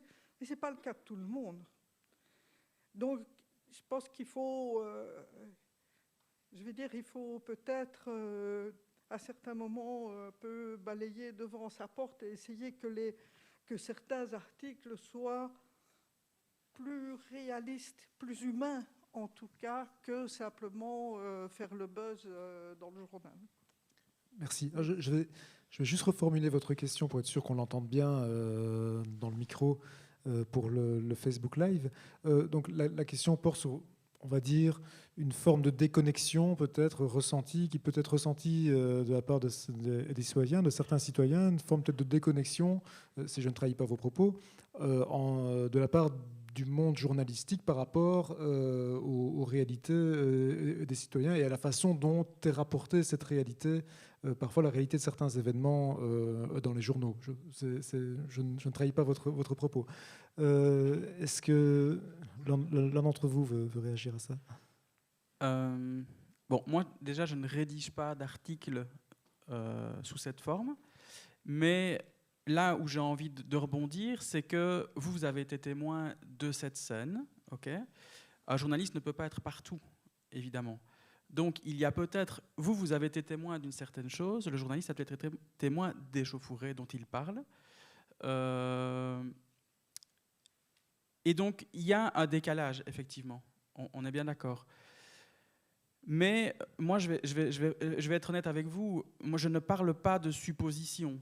Je parle de choses que j'ai vues, que j'ai constatées, que j'ai vérifiées. Je n'avance jamais d'infos qui sont un peu nébuleuses. Donc, mes confrères vont sans doute mieux répondre que moi, mais par rapport à ça, il y a deux choses. Moi, si je dois couvrir ce genre de choses en tant que photojournaliste, il y a un problème d'accès. Vous êtes coincés, nous aussi. Voilà. Et donc, on est peut-être témoin de choses à des moments différents, à des endroits différents, qui font que la réalité vous apparaît déformée. Mais c'est peut-être la réalité du journaliste.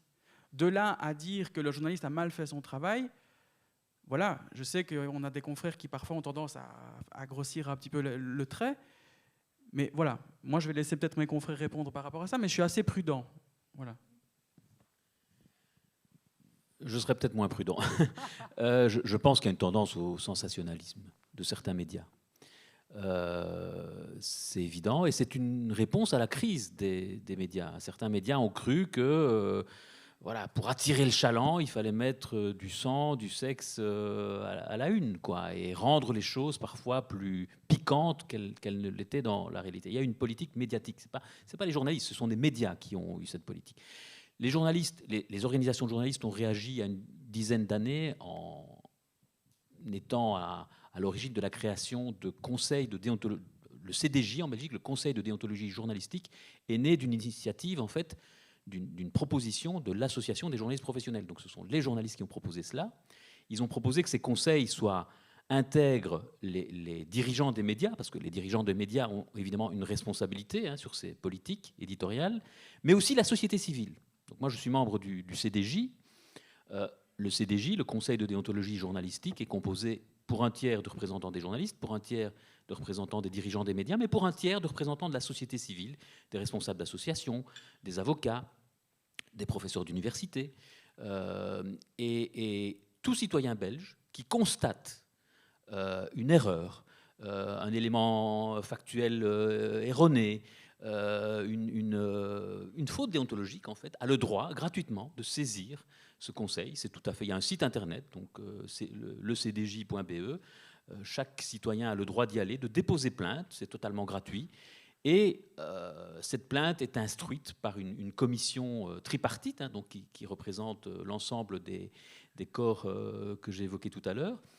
Et très régulièrement, tous les mois, il y a des condamnations qui sont publiées. Donc on publie le nom du journaliste, le média, on explique. La règle numéro 1 de tout code de déontologie dans le monde entier, c'est le respect de la vérité. Si la vérité n'a pas été respectée, si le journaliste a écrit blanc alors que ce qui s'est passé c'était noir et pas blanc, eh bien le Conseil de déontologie le constate et condamne le journaliste. Et croyez bien que ça a un impact sur les journalistes. On tient plus que toute autre profession à notre crédibilité, en fait. C'est précieux dans le métier, être crédible auprès de ses pairs. Le CDJ n'inflige pas des sanctions financières, il n'y a pas d'amende, il n'y a pas de retrait de carte de presse, etc. Mais il n'y a pas besoin. Le simple fait de se prendre dans la gueule, excusez-moi l'expression, un avis négatif qui vous cloue au pilori en disant tel journaliste de tel journal n'a pas respecté la vérité, et une commission tripartite l'a constaté. On force en plus le média qui a publié l'article en question à publier l'avis du Conseil de déontologie. Alors souvent, ils le font en bas de page ou sur une partie du site internet que personne ne va voir, mais enfin, le système veut que... Donc voilà, il y a quand même une prise de conscience et un outil là, qui existe depuis 10 ans maintenant. À la Fédération européenne des journalistes, on est en train de développer avec la Commission, avec des fonds de la Commission européenne, la duplication de ce système dans d'autres pays européens, notamment la France, qui ne dispose pas encore, enfin, ils en disposent depuis 1 an, il y a un conseil qui s'est créé. Mais donc voilà, juste pour vous dire que oui, il y a des dérapages, et oui, les journalistes doivent être les premiers à les dénoncer, parce que voilà, si on tient à ce métier, on tient à ce qu'il soit fait dans les règles, et il est normal de clouer au pilori publiquement ceux qui dépassent la ligne blanche. Ça paraît peut-être... je pense que voilà, on n'est pas la seule profession à avoir des équivalents d'un ordre, les médecins, les infirmiers. Donc il y a des tas de professions qui ont mis en place des organes éthiques qui veillent à ce que ceux qui exercent cette profession respectent les règles. C'est une manière d'améliorer la qualité globale. Et pour prendre un exemple liégeois, il y a quelques années, Sud Presse, donc la Meuse, et ses différentes éditions régionales se faisaient très souvent condamner par le CDJ pour l'usage de ces photos. En fait, il y avait une pratique, par exemple, qui consistait à voler des photos sur les sites, les réseaux sociaux. On parlait de telle personne, on allait piquer une photo sur le profil Facebook de la personne, sans demander l'autorisation de personne. Cette pratique a disparu, parce qu'après X condamnations, Sud Presse a compris que ça ne se faisait pas. Sud Presse a même demandé au CDJ de donner des formations à la rédaction, aux différentes rédactions régionales de Sud Presse. Et donc la secrétaire générale du CDJ a été donnée des rédactions sur le bon usage, que peut-on faire, que ne peut-on pas faire en matière d'usage de photos qui sont disponibles sur les réseaux sociaux et autres. Voilà, donc il y a, je vous rejoins, il y a parfois des dérapages, mais il y a aussi des initiatives prises par la profession pour faire en sorte qu'il y ait de moins en moins de dérapages et surtout pour préserver, je dirais, le blason, redorer le blason de cette profession. Elle en a bien besoin. Ah, mais j'ai bien compris, je n'ai pas mal pris votre... Au contraire, c'est pour ça que je vous donne raison, en fait. Je vous dis, oui, il y a des dérapages et luttons ensemble pour... Et je pense que c'est important, comme citoyen, que vous déposiez des plaintes, par exemple. Il y en a de plus en plus. Et moi, je trouve ça bien, parce que ça force justement les journalistes à relever le niveau faire en sorte que, Joël le disait, quand on publie une enquête comme les Pandora Papers, on prend des précautions extrêmes, quoi. Donc voilà, on ne peut pas se permettre de laisser des confrères ou des consoeurs faire n'importe quoi et salir finalement la réputation de la profession, alors que certains font tout pour être totalement irréprochables, éviter les procès, éviter les... Bon, on ne les évite pas, hein, on se prend quand même des procès en diffamation et autres sur le rable, mais enfin, voilà, je pense que c'est la responsabilité aussi des organisations de journalistes de défendre cette éthique professionnelle, et c'est devenu un leitmotiv dans toutes les organisations de journalistes en Europe. Il y a vraiment ce souci éthique. On a compris, journalistes, que la meilleure stratégie n'est pas de cacher ses déficiences ou ses défauts, c'est de travailler à les liquider, à les supprimer. Valentin Bianchi voulait réagir et puis on prendra encore. Moi, je voulais juste ajouter quelque chose par rapport à l'usage des photos. Exemple fréquent, manifestation bruxelloise, peu importe. 90% de la manifestation se passe dans le calme, de manière pacifique, et puis un petit groupe vient caillasser 2 combis de police. Et parfois, j'ai certains confrères qui, dans leur editing, dans leur sélection de photos, ne gardent pas cette balance réelle, en fait. Et donc vont, sur une sélection de 20 à 25 photos, vont balancer 15 photos de ce petit extrait de violence qui va fatalement arriver dans une rédaction. Alors, il y a des journalistes qui sont sur le terrain et qui vont constater ce qui se passe, mais parfois, entre confrères, je dis, mais attends, on n'a pas vu la même manif. Et donc, quand vous disiez il faut un peu balayer devant sa porte, rassurez-vous, entre collègues, parfois, on a les mots qui sont un peu durs parce qu'on dit, écoute, c'est pas ce que tu transmets comme matière, ça ne correspond pas à ce qu'on a vécu. Et donc, un petit peu comme ce que les télés font, souvent les directs se font écouter, nous sommes en direct devant, voilà, et on montre une certaine violence, alors que 90% de la manif s'est très bien passé dans le calme et que la plupart des gens vont repartir chez eux sans avoir conscience de ce qui s'est passé. Donc on est bien d'accord qu'il faut faire attention aussi, et ça passe aussi dans l'usage et dans la sélection des photos. Je pense qu'il y avait encore des questions. Oui, madame. Monsieur a le micro. Mon monsieur, et puis vous passez peut-être le micro directement à madame, comme ça on prend 2 questions. J'ai le bâton de la parole. Oui, bonsoir, merci pour votre exposé. Vous avez mentionné en début de celui-ci une perte de confiance de la population par rapport aux journalistes, notamment avec les chiffres français d'une crédibilité de 24%, si je me souviens bien. On constate une montée en fait des fake news et d'un journalisme qui n'a plus son nom. Quels sont, à votre avis, que pouvez-vous mettre en place en tant que journaliste pour redorer le blason et la véracité en fait de vos informations contre l'avènement en fait des fake news et d'un journalisme populaire, notamment par les réseaux sociaux en fait. Merci. Puis-je vous demander de passer le micro juste derrière vous, parce que madame avait aussi levé la main. On prendra 2 questions en même temps, comme ça.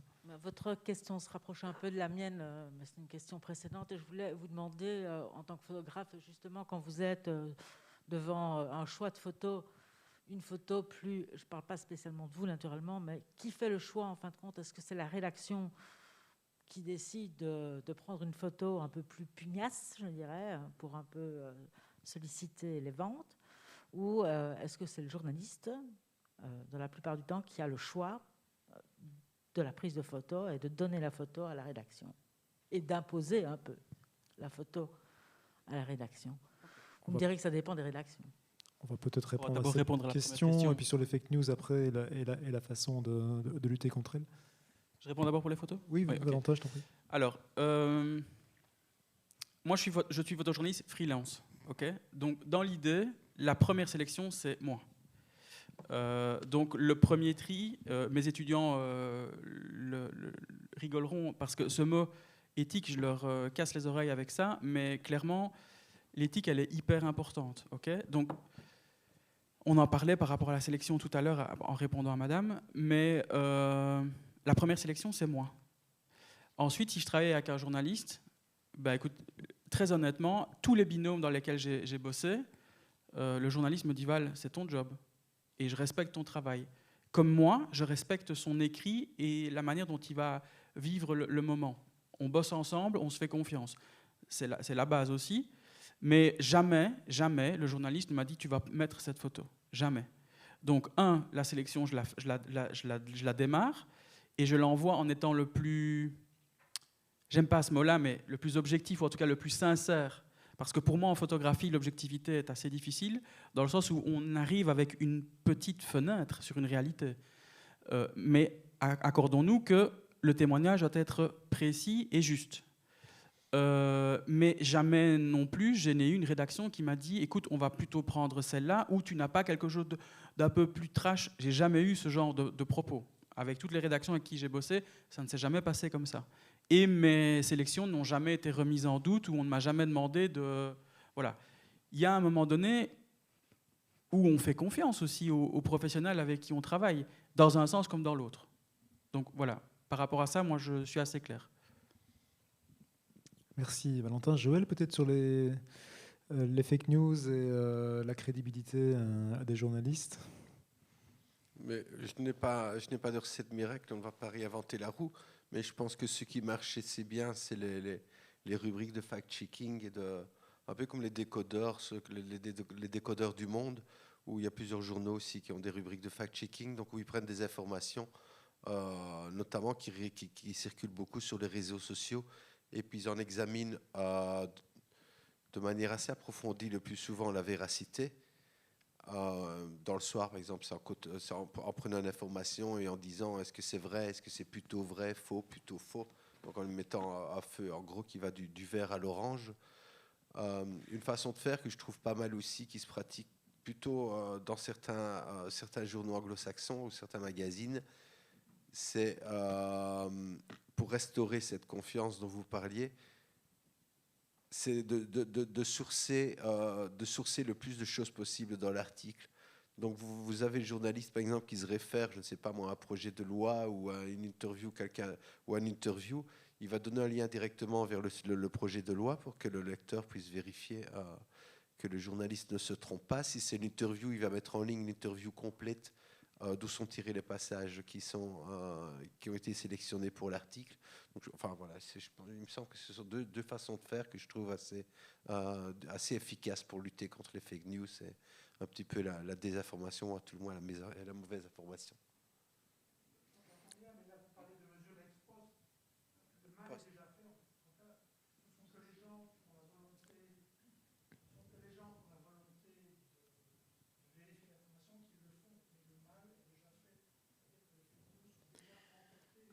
Mais vous évoquez...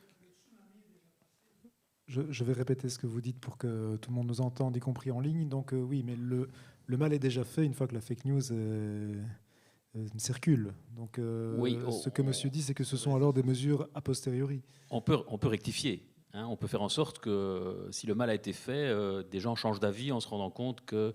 Et donc nous, on a été consultés par la Commission européenne parce que des tas de pays européens se sont mis à réfléchir à l'idée de loi anti-fake news. Horrible, affreux. C'est les gouvernements qui allaient décider ce qui était vrai ou faux, ou des juges.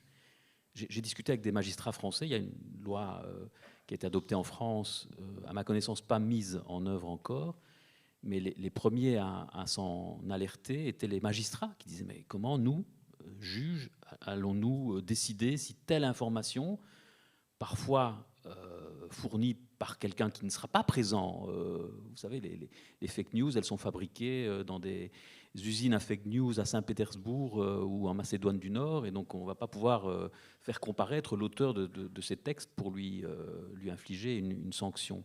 Donc ça, c'est la mauvaise approche, l'approche répressive, qui consisterait à donner au gouvernement le droit de décider ce qui est le vrai ou le faux. Avec la Commission, on a essayé de les convaincre, on n'a pas tout à fait réussi, mais d'adopter en fait une stratégie qui agissait sur plusieurs niveaux. Le niveau le plus important, à mon avis, c'est l'éducation aux médias, c'est-à-dire donner les armes aux citoyens de vous-même, comme citoyens, vous rendre compte que mais non, c'est pas possible, il raconte n'importe quoi, il n'y a pas de source. Quand je vais chercher l'adresse internet du média qui diffuse cette information, je ne trouve rien, donc c'est un faux site. Voilà, donc l'éducation aux médias, et pas seulement pour les les enfants à tous âges, c'est un point super important.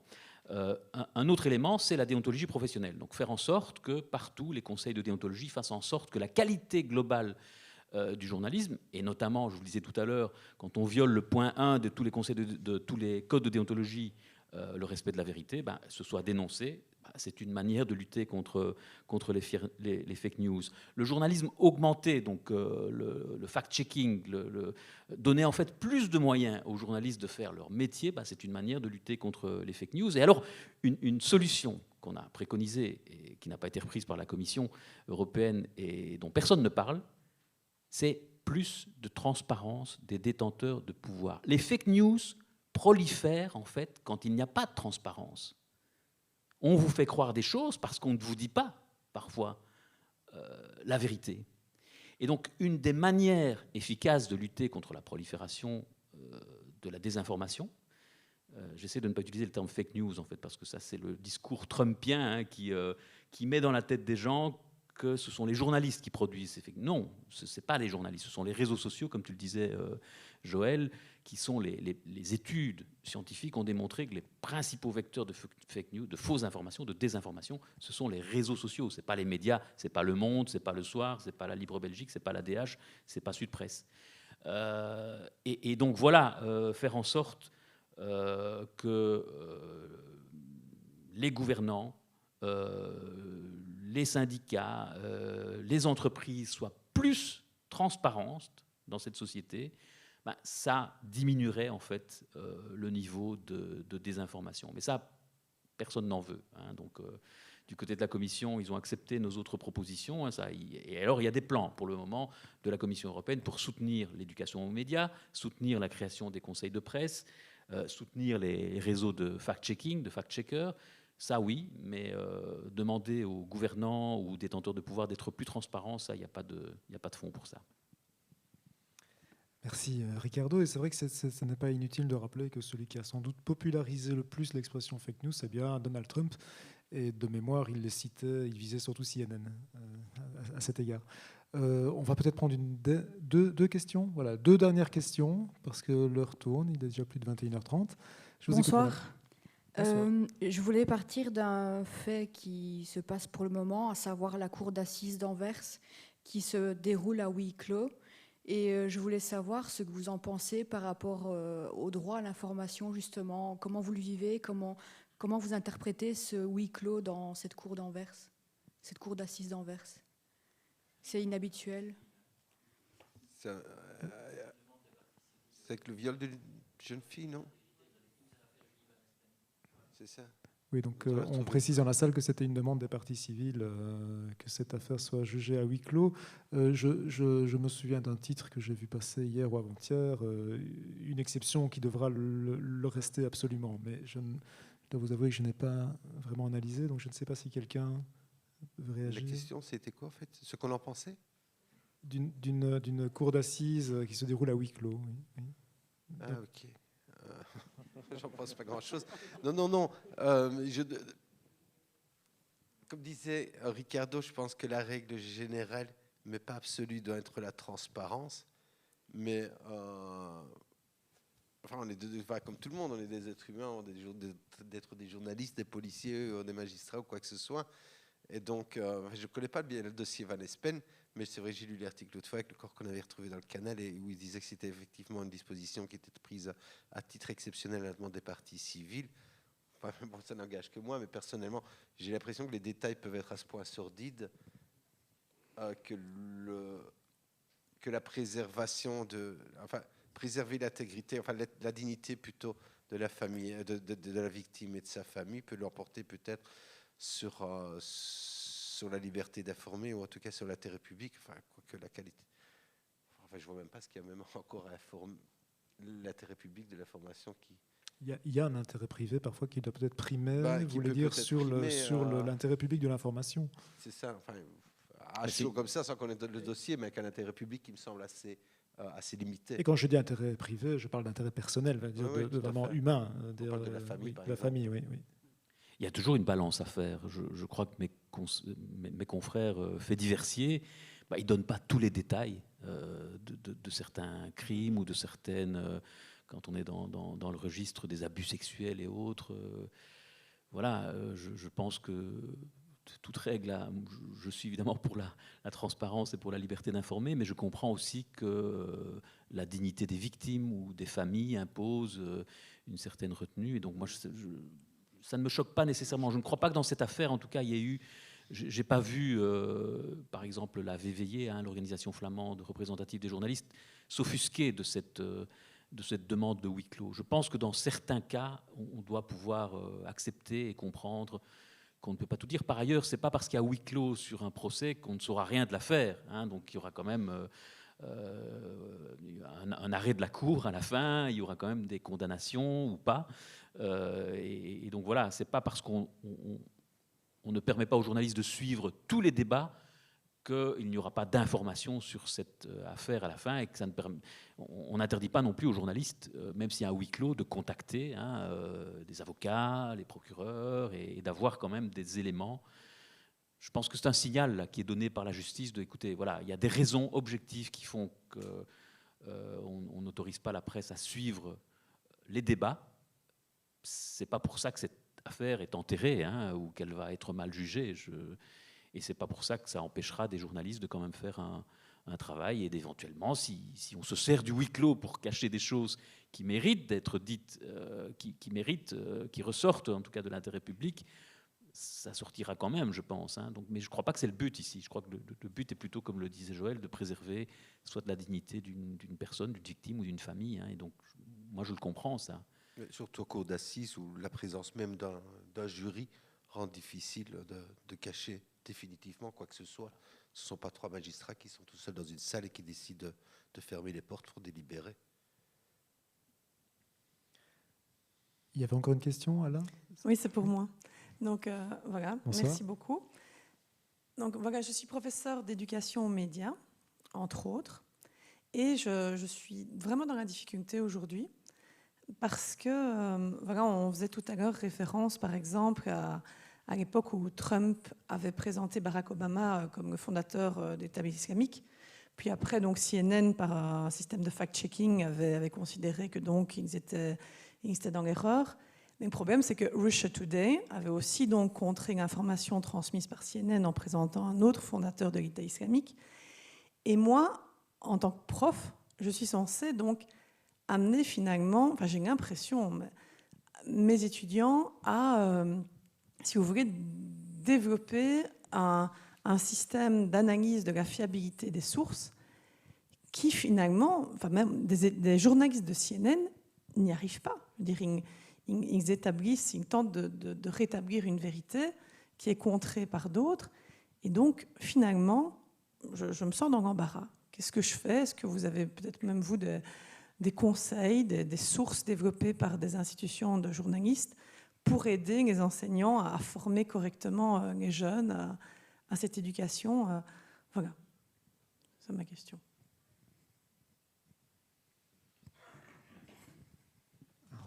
L'éducation aux médias, oui, ça c'est effectivement encore un chantier immense.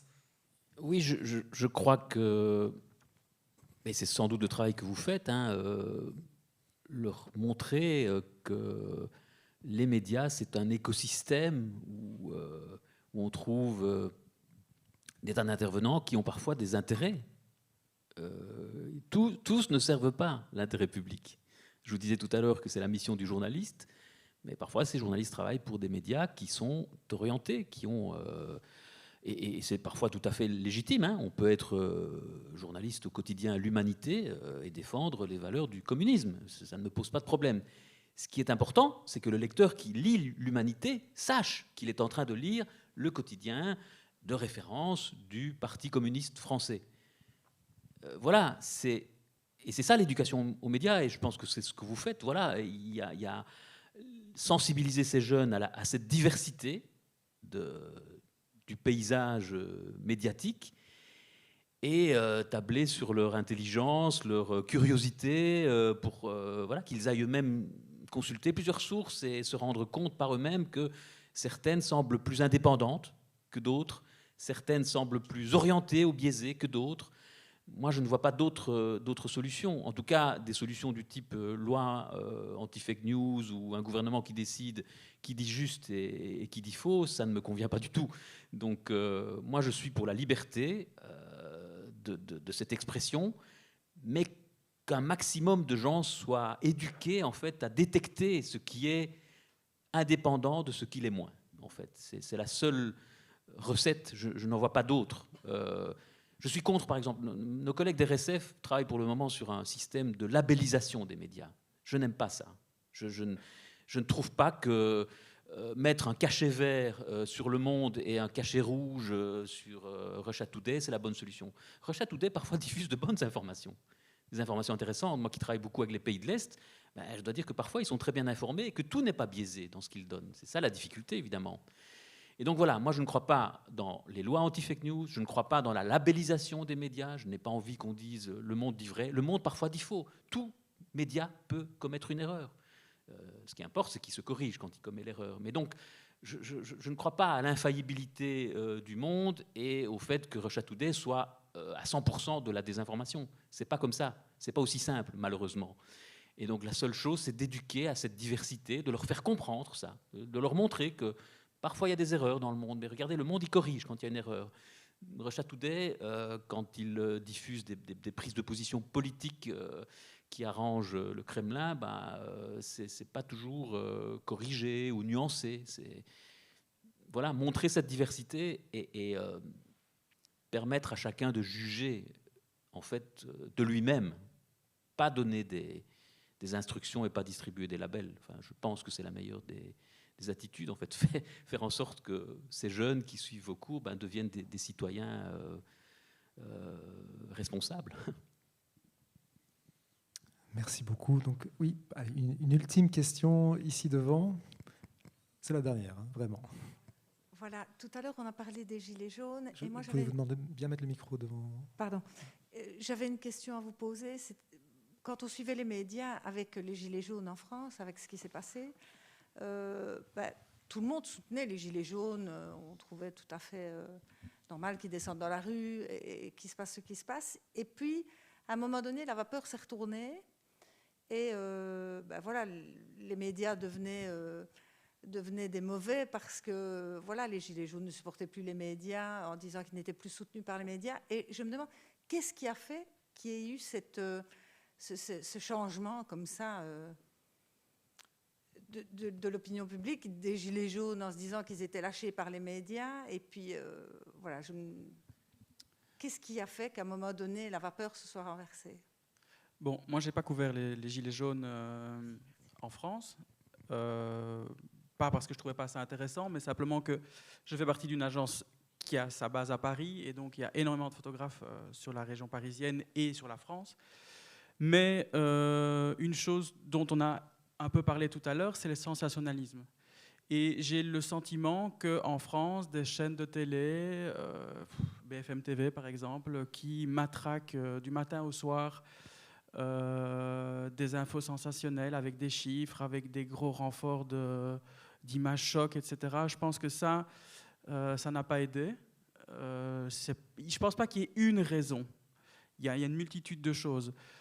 Parce qu'il faut savoir qu'à l'opposé de ce genre de médias, il y a des gens, des petits indépendants qui travaillent aussi, qui sont allés rencontrer ces gilets jaunes, qui sont allés passer du temps pour comprendre pourquoi à un moment donné ils arrivent à saturation et ils décident de descendre dans la rue et de crier leur colère, ce qui était totalement juste. Mais en tout cas, de ce que j'ai perçu de la France et de cette problématique au niveau des médias, oui, c'est super complexe comme truc, mais je pense que les télés ont beaucoup joué. Et malheureusement, nous, on joue dans l'autre camp. Et moi, je défends énormément le journalisme, mais il faut bien reconnaître un truc, c'est que le journalisme écrit, le photojournaliste, etc., on ne travaille pas dans cette rapidité d'infos. Alors, on a une transmission, certes, rapide, et dans mon cas, parfois, la deadline, c'est le plus tôt possible. Mais je veux dire par là qu'il y a une réflexion derrière. Quand Joël écrit un article ou Ricardo le faisait avant au soir, il y a une réflexion, il y a une mesure qui est prise. Et parfois, je trouve que les télés en manquent. Et donc, il y a une sorte de transmission directe d'une... voilà, je ne suis même pas certain que ce soit vérifié à chaque fois, mais ça apparaît de manière un peu trop rapide. Et donc, il y a... Et puis alors, l'émergence des réseaux sociaux aussi qui ont tendance à gonfler l'info. Juste une anecdote sur BFM TV en 2019, justement, dans l'enquête de l'Institut Reuters, ils étaient classés derniers dans l'indice de confiance en France. Je crois que l'essor en France des chaînes d'information en direct a fait beaucoup de mal à la réputation des journalistes, parce qu'elles jouent effectivement pleinement cette carte du sensationnalisme, de la polarisation aussi de la société. Elles contribuent en fait à polariser. Ça, c'est une chose. Un autre phénomène très français aussi, c'est ce que j'appelle les éditocrates. Donc ces émissions où on invite des éditorialistes à commenter l'actualité, ces gens qui ne sont jamais sur le terrain, comme tu dis, contrairement aux petits journalistes besogneux de la petite rédaction locale qui, lui, va aller sur le rond-point discuter avec les gilets jaunes et qui transmettra une image réelle. On a là des gens qui sont totalement coupés des réalités, qui prennent une place démesurée dans le paysage audiovisuel français et qui sont quand même en connivence avec le pouvoir. Moi, je suis quand même surpris de cet unanimisme parfois où franchement, je ne les considère pas comme journalistes, en fait. Quand j'entends certains de ces éditocrates, comme je les appelle, je me dis que c'est pas possible, quoi. Et alors, pour les chaînes de télévision, vous savez, c'est pas cher du tout. Produire du journalisme de terrain, envoyer des équipes avec des caméras, des preneurs de son, des journalistes dans un rond-point pour discuter pendant 3-4 heures et ramener un sujet, ça coûte de l'argent. Rassembler 3 éditorialistes qui vont parler pendant 3 heures autour d'une table, ça coûte rien à la chaîne. Et donc il y a eu un développement de ce phénomène qui, pour moi, est vraiment nuisible au journalisme. Et je le redis, pour moi, ce n'est pas du journalisme. C'est de la discussion de café du commerce. Et je suis de ceux qui pensent en tout cas que ça fait un tort considérable au véritable journalisme.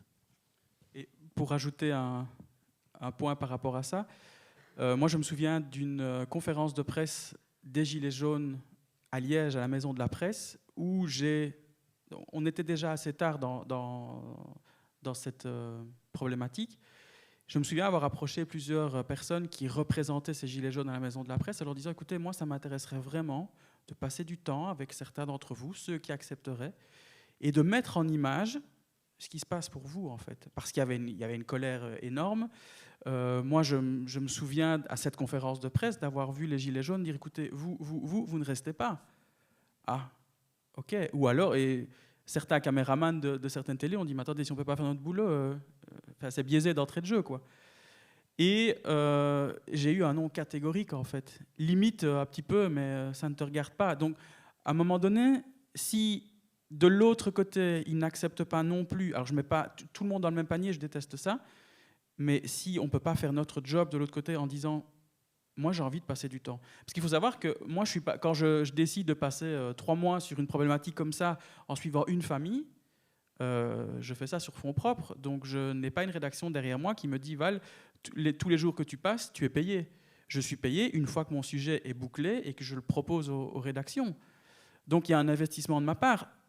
Qui suis-je pour commencer à jouer un jeu qui n'est pas juste? Si je passe du temps avec ces personnes, c'est que j'ai envie de comprendre. Et donc, je n'ai pas envie de donner une image qui est faussée. Mais voilà, c'était peut-être trop tard. Et j'avais pourtant essayé à différentes reprises lors de manifestations, lors de présence dans des ronds-points. Malheureusement, c'était un non catégorique parce que j'étais un membre de l'État. qui était... Voilà. Parce qu'il faut savoir, un petit truc que je voulais rajouter aussi tout à l'heure à une question de madame, et pour faire référence à l'expo que vous avez à la Cité Miroir actuellement, pour le World Press Photo, c'est un concours photo. Okay, c'est un concours photo qui est régi par un jury qui change chaque année, mais qui est un jury de professionnels, évidemment. Il faut savoir que quand vous passez le premier round, le World Press Photo revient vers vous, et quand ils ont un doute, vous demandent les fichiers RAW, donc les fichiers bruts. Okay. Un petit peu, pour les gens qui ne font pas de photos, ça équivaut à ce qu'on avait avant avec le négatif. Le négatif, on ne le trompe pas. Okay. Il y a une éthique énorme. On parlait de déontologie, d'éthique. Le World Press Photo en est une figure importante. Et dans mon métier, on ne modifie pas, on n'altère pas le contenu d'une image. On n'ajoute pas de fumée, on n'efface pas une canette qui est par terre, on n'ajoute pas des manifestants. Tout ça peut être vérifié. Donc, différentes choses, mais en tout cas, le WordPress, quand vous allez voir ou quand vous consultez la plupart des grands médias, les photographes qui sont publiés sont des photographes qui n'altèrent pas le contenu de leurs photos. Voilà. Merci. Très belle promotion d'ailleurs pour l'exposition toujours en cours à la Cité Miroir jusqu'à la fin de l'année. Merci beaucoup. Voilà, on voit bien les différences de réalité entre des journalistes de terrain qui tentent de faire leur travail avec toutes les difficultés que ça implique, et puis des éditocrates, comme disait Ricardo Gutiérrez, dont certains finissent candidats à la présidentielle d'ailleurs en France. Voilà, je pense que tout est dit. Voilà, en tout cas, je voudrais vraiment remercier tout d'abord le public qui est venu assister à cette rencontre, nos intervenants, Valentin Bianchi, photoreporter, Joël Matriche, journaliste, et Ricardo Gutiérrez, secrétaire général de la Fédération des journalistes européens. Merci à vous, merci d'avoir partagé avec nous les réalités de votre travail, les réalités de vos professions, de vos passions, même on peut dire, c'est plus de votre sacerdoce, dirait Ricardo. Merci à vous. Juste finir un petit mot. Dans le cas de World Press Photo, les territoires de mémoire ont initié, avec le concours d'une petite structure qui s'appelle Synapse, un petit questionnaire d'enquête destiné au public, avec plusieurs questions, dont 2 d'ailleurs concernaient le journalisme d'investigation. Alors ça vaut ce que ça vaut, mais ça donne une indication à la question: le journalisme d'investigation constitue-t-il un contre-pouvoir nécessaire? Nous avons une majorité d'opinions favorables à cette question. À la question: le journalisme d'investigation est-il en progression? Là, on est clairement en minorité au niveau des avis favorables. Donc voilà, à méditer sans doute. En préparant cette soirée, je suis tombé sur une citation de celui qu'on pourrait considérer comme l'archétype, un peu la figure d'Épinal, l'image d'Épinal du journalisme d'investigation. C'était Albert Londres, qui, dans son bouquin Terre d'ébène sur la traite des Noirs en Afrique, je vous recommande tous les bouquins d'ailleurs, tous les reportages d'Albert Londres sont absolument formidables. Il avait cette phrase sur le métier de journaliste: je demeure convaincu qu'un journaliste n'est pas un enfant de chœur, et que son rôle ne consiste pas à précéder les processions, la main plongée dans une corbeille de pétales de rose. Notre métier n'est pas de faire plaisir, non plus de faire du tort, il est de porter la plume dans la plaie. Voilà, alors j'espère que nous aurons contribué un peu à notre modeste mesure à ce que la plume puisse continuer à être portée dans la plaie. Et je vous remercie encore une fois d'être venu assister à cette rencontre. Un grand merci à vous et bonne soirée. Merci.